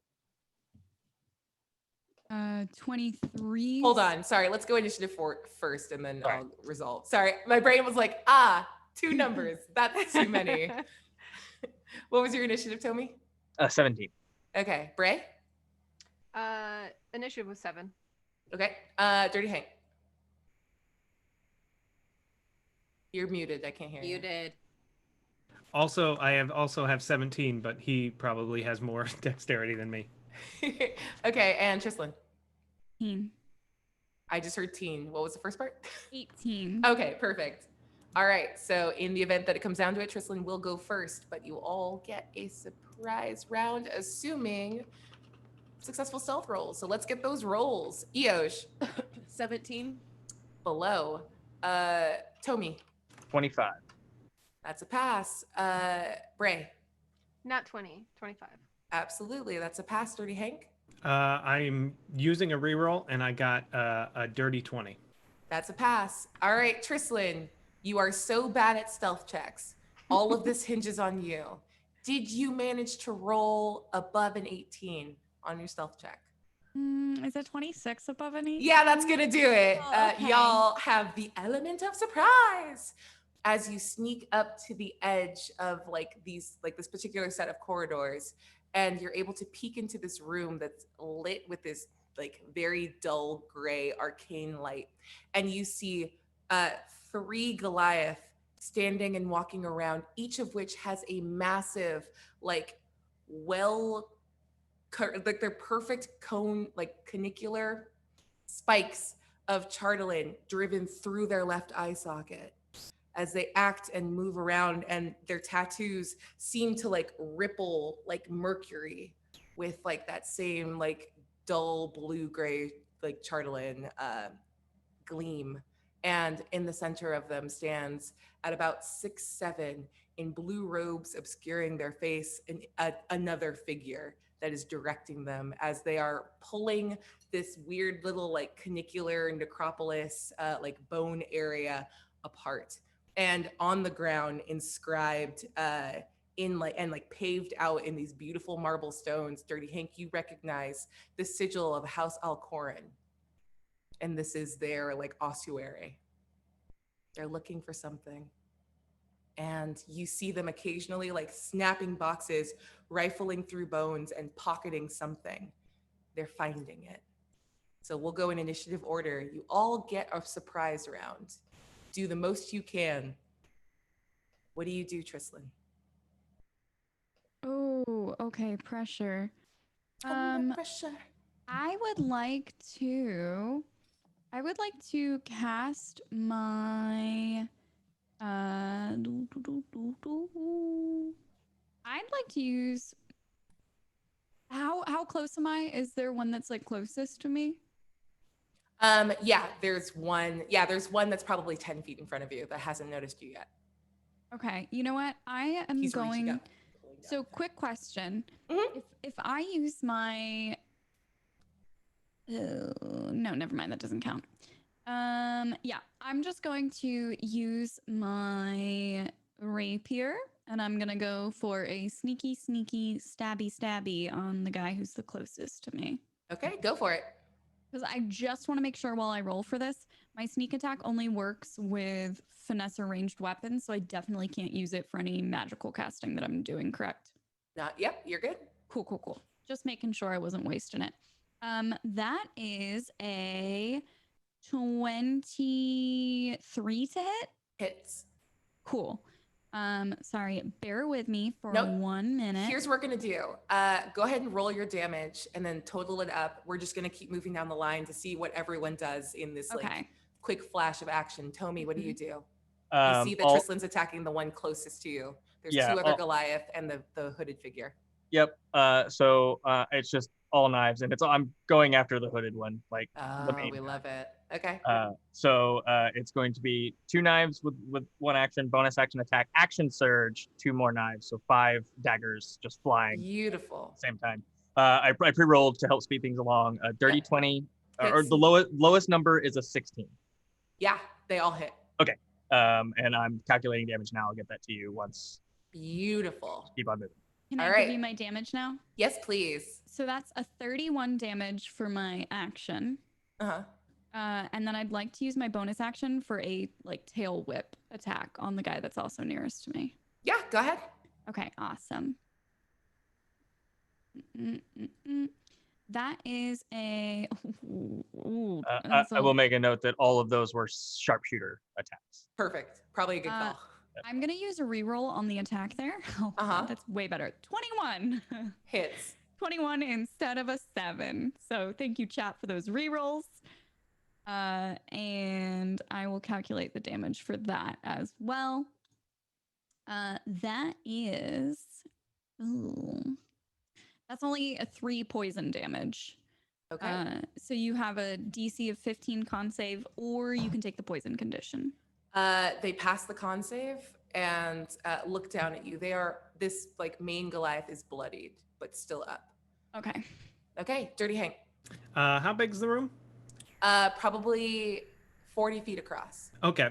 I am going to basically run into the center next to that robed guy. Uh-huh. And then I am going to Dirty Hank will say a word in Dwarvish, in like High Dwarvish, which sound like, I guess it roughly translates to kind of like you dishonor this place or something in that general thing. And then I am going to set off a fireball centered around myself. While that Forgetting happens, he has fireball. God damn it. Uh-huh. Yeah. it takes 111 points of damage. Oh my god. All right. He's having a very bad time, but is still up. Okay. Jiminy fucking Christmas. Beautifully done. Oh, holy shit. So he just gets lit up by these daggers, and as he reels around and begins yelling something in Vidalcan to turn the Goliath's attention towards you, Dirty Hank like runs in, like bounces off a wall around the main Goliath in front of them, and sets off a fireball. All right, I will roll. Okay, that's yeah, that's a lot of DC is 15 constant. Okay, the only one that made the save was the robed figure, and he's still going to take half damage, and it will probably be about 10. Yeah, it's 25 damage. Yeah. Oh my god, my poor boy. He's still up, but oh god, barely. And like looks at you, and his response is in Vidalcan. He just says, "They were unworthy. We will harvest what is good of them from their bones." Yeah, and then next up is Eosh. That was disgusting. Harvesting them? I don't like it. All right, cool. You didn't hear that. I know. Yeah, but you didn't hear that. I still don't like it. Yeah. As a human who's listening to this game. Respect. Cool. I'm going to just attack. Which one are you attacking? Goliath in the front. There's 2 Goliaths that have only taken damage from. Wait, what's my damage for the fireball? It was 25. Oh, yeah. Okay. Was that halved or no? Okay, got it. Total damage. Perfect. So he actually has a couple more hit points than I gave him credit for. Yeah, so which one are you hitting? Who needs it the most? I mean, there's 2 untouched Goliaths. Like, they've taken some fire damage but haven't been targeted. And then a masked, like a hooded figure who's not doing great. Great, let's hit him. All right. And I will use my, I have a crossbow I can throw at him or whatever, or shoot at him or whatever. And I, when I'm taking the attack action, I get 3 times whatever I get to attack 3 times whenever you take the attack action. You're going to move. Okay. And as a reaction, shit, no, I said this was a surprise round. Never mind. Go ahead. Okay. So, by the way, surprise round needs to not be like, no, don't worry about it. Just fucking go. You're good. Okay. I had a dirty 20 and then I had 2 18s for my attack rolls. All 3 hit. Great. And then my damage was only 14 though, total. Psychotic. All right. I know. For all of it? Yeah. Yeah, okay, he's up with 4 hit points. Great. It's close. He's almost. Oh wait, can I add 5 to this? Or does that have to be, can it be to damage or does it have to be to Adds to a d20 roll. Okay. I tried. It's a good try. That's a good effort. Okay, and then bring us home, Bray. Who do you aim for? What do you do? The one with 4 hit points left. I mean, yeah. I'm gonna cast Vicious Mockery on it, and go fuck yourself. I'm gonna yell out to it as I'm running over next to who's next to one of the other, who looks like they're within attack range of one of the other Goliaths. The only person in this room is Dirty Hank. I will stand next to Dirty Hank, but I'm going to Vicious Mockery this other person, the one that's about to die. And I'm going to tell him, there's a tree somewhere you need to apologize to because you're wasting its oxygen. And that's going to be my attack to him. Amazing. So what do I do? Huh? Oh, sorry. So what do I have to roll? Because it's a save. It is a save. I don't think it's a save Because I Yeah, vicious no, you roll the damage, but I roll like you do the I think thing. it's wisdom. Oh, wisdom 17. Sorry. Yeah. He actually rolls a 19 because he's a very high level caster that y'all. Can I re-roll? Oh wait, no, sorry. No, because I'm the one that re-rolls that. Yeah. Okay. So fine. he unfortunately makes a save and turns to you and says in Vidalcan, he mutters like, "You little orphan trash," and then spits on the ground and like this blue-black blood comes out. And then he says it again in common, like, "I will find you, all of you, later." And as his reaction, he's going to disappear. And you all, like, his body like swirls and disappears, and items that were on his body drop away as like all of the artifice of him remains while just his body disappears. And the thing that you hear amongst the clatter of like cool magical stuff that y'all definitely got is a single coin that rolls out that is a gold dragon, that like that weird column shaped coin from Waterdeep. And now looking at it closer, you see those of you that have been in Waterdeep at all in the last year know that it used to bear the face of your friends, the stoner Lord Neverember, the last like open, the last like masked lord of the city. And this one has an older looking woman, African American, like black features with long dreads, holding a staff sort of out of the frame. It is an older Vajra Safri, the black staff. This coin is from the future, which is where he returned. And I will say that all of you are able to make quick work of the Goliaths. We don't have to like do that combat. You destroy them in due time and recover all of these like bits of refined and unrefined Chartalin. And yeah, there's a bunch of loot that we can resolve later on. But yeah, that's the horrifying puzzle and the monsters of Freyr. So we will leave it here for tonight. Thank you guys so much for doing monsters. it. Just, just chill ass monsters. Not And I wish I had like 1,000 more episodes to like Not really nice. dig into this city because I love it a ton. But 4 we hit have points. 4. He made it out with 4. I was like, I'll get rid of him so fast. Oh my God, they're gonna kill him. If he hadn't made that fireball save, it would have knocked him out. And I'm very grateful for that. Yeah, so we have one more toast. Everyone raise your glasses one more time. As Derek Lee Ketchum says, love my salt bays. Don't forget to do the pirate thing and keep an eye out for booty. Booty! Sweet. And yeah, in and amongst the treasures that you find there, Bray, you're able to see like a very high level wish spell scroll that you could reasonably use to undo the damage to the Dean if you want to save his life. And I'll like hand out all the goodies that you guys found later. But that's it for the night. Where can everyone find you till next we meet? Let's start with our amazing guests. Mika. Hi. You can find me on any social media site as RIP Mika, as in rest in peace Mika. I tend to die a lot in games. Aptly named. I play a lot of TTRPGs, video games, and board games. And I watch a lot of movies. And that's it. Heck yeah. Dustin. Hey, I'm Dustin Fletcher. You can find me on Twitter at @FlashFletch. I'm also the co-DM of D4, a 5th edition D&D live stream that streams every Sunday at 4 p.m. Pacific time on twitch.tv/rockpunchatl. Yeah, that's at D4DND RPG on all the socials. Nice. Eosh. I know your name's Terry. I don't know why I did that. Hi, that's fine. I'll take it. Hi guys, you can find me at the Terry Gamble. That's Terry with 1 R on Instagram, Facebook, and Twitter. I do a bunch of different things. You can find me on Mondays at Horror Movie Survival Guide. New episodes drop every week for my scary movie podcast, Scary Movie. We've been doing a bunch of modern horror this last round, which was super fun. We got a Stephen King round of movies coming up that are pretty dope as well. My co-host is obsessed, so it's fun because she's read all the books before we do the show.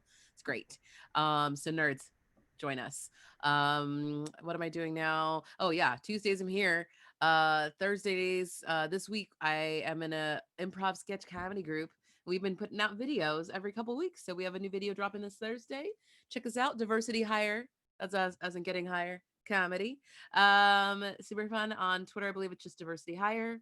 And then what else? Oh, I just joined Ripley Improv as well. We've been in rehearsals for the last bit a while. So I'm excited. We're finally gonna be doing our show coming up in the next couple of weeks here. It'll be Friday nights on twitch.tv.com/Ripley, I believe, or Ripley Improv, something like that. Find it on the internet. You find me, you can find it. Okay, cool. Oh, I'm playing a doctor. It's a medical drama improvised, you guys. It's hilarious. It's like Grey's Anatomy meets like ER meets like all your favorite medical shows. And I'm very serious.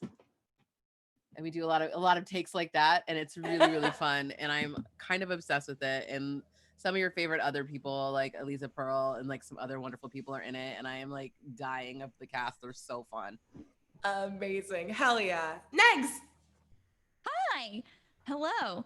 I'm Nega Oryx. My brain is such scrambled egg this week that I just checked my calendar to see what to shout out, and the next thing on it was therapy. And I was like, don't shout that out on stream. Definitely shout that out. At my therapy session tomorrow. That's happening at 12 p.m. Pacific, 3 p.m. We're live streaming that. Yeah, feel free to just at me on Twitter to cheer me on as I relive childhood trauma. You can donate For real to- though, What time's it at noon? 12 p.m. Pacific, 3 Perfect. p.m. Oh, okay, Eastern. I'm gonna be sending you good Thank thoughts. you so much. I appreciate yeah. it. We're getting into some shit, so good thoughts are very much appreciated.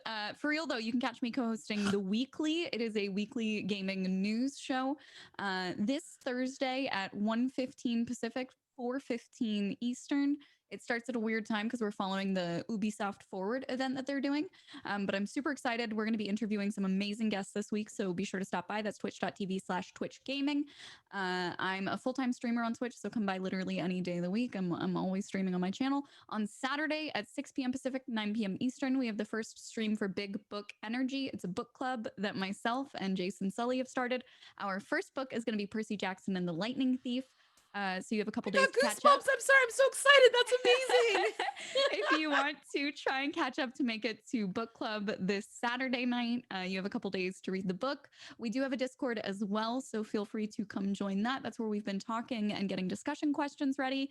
I have announcements for 2 big things coming up as far as voiceovers are concerned. So follow along at Twitter, NEGAORYX, if you want to stay up to date with the latest in whatever I'm getting up to. And then on Tuesdays at 1 p.m. Pacific on Table Stories channel, you can catch me in the Witchcraft and Wizardry tabletop RPG. It's a Harry Potter RPG homebrew where I play a second-year Gryffindor student, and I do a British accent and wear a red wig. And now I'm officially going to stop talking about all the things I do, but I love you. Thank you for having me tonight. Amazing. You're great. Eric, get it. Hi everyone. You can follow me on all the social medias, mostly Eric, which is also my Twitch channel where I stream 4 days a week when I'm not here. Nice. And let me start off by shouting out that there's a lot of awesome other content here on Saving Throw Show. Come back on Fridays for Wild Cards at 8 p.m. Pacific. It's so good. It's super. I'm afraid to watch it because I know there's gonna be like a creepy clown, and I'm gonna like my entire body will just jump out of my bones, and then I'll just die, and it'll be too much. But definitely come in and check that out. We also have like cool new seasons of shows like Spinning Up and returns of your favorites coming soon. So get in with that. For me personally, my name is Abria Iyengar. You can catch me on social media at Quiddy, Q-U-I-D-D-I-E. All right, fire drill rundown of the stuff that I'm in now. On Sundays, you can catch me on Creature Collector over on Critical Bards channel. On Mondays, I'm on Lost Mine of Fandelver over on D&D's Twitch stream, playing with the Roll20 crew. On Tuesdays, in addition to here, earlier in the day, you can catch me on Emberfall over on Q Times, where we're playing Phoenix Dawn Command. On Wednesdays, starting next week, the Dimension 20 season Pirates of Leviathan. I don't know it. It's going to be great, but it's the other pirate show in my brain. Like, so yeah, the other pirate show I'm on will be premiering and dropping every Wednesday. On Thursdays, you can catch me on Department of Mysteries with Megan Caves from the channel playing over on Dragon and Things Network. On Fridays, every other Friday, a new episode of 12-Sided Stories, a fully produced AP podcast. We're currently releasing Heliotrope, which is a Hack the Planet game I am running for the squad over there. And then at 1 p.m., you can catch me on Dice Envy's channel running Masks, Heroes in Progress with and for my coworkers, and we're headed towards the finale of that. I believe that's 8 things. Those are the campaigns that I'm in currently. I missed one. And next Saturday. It's too fast. Yeah, it's this one. For you. Oh shit. Yeah. When do you sleep, Abria? I don't know her. I've never fucking heard of her. It's great. I've also got a bunch of other projects that are like, I can't announce them yet, but it's fine. This is fine and I'm fine. Next Saturday is D&D Celebration, and I'm going to be in a very fun game with Chris Perkins, Liam O'Brien from Critical Role. It's run by Latia Jaquise, and I'm playing with Jody Hauser and who am I? Carlos Luna. When is this? I want to make sure I don't miss this one. When is this? It's next Saturday at noon. Okay. On D&D's Twitch channel. And I need to watch this. Yeah. Oh, and then tomorrow at sometime, I think I'm gonna be on Swell Boys channel playing Spy Island with the homies. That's it. Cool. Abria, do me a favor and just sleep one night this week. Just No, get a not nap yet. in, like a Never. power nap, like a 30-second shut eye situation. My body is all margaritas and coffee. That's ADHD won't let her. It won't let her. I could combine them somehow. If Abria sleeps, then when is she gonna give me more brisket? Yeah. Oh my God. We have burnt ends to give. Fuck. Anyway. You still have to I'll make just the drive ice by cream. and pick those up. That sounds delicious. No, don't you dare give her another errand, Eric. You I'll stay stop in your by, home, I'll Abria. help. You rest. What is rest? We'll see you all next week. Thank you again. Good night. Bye.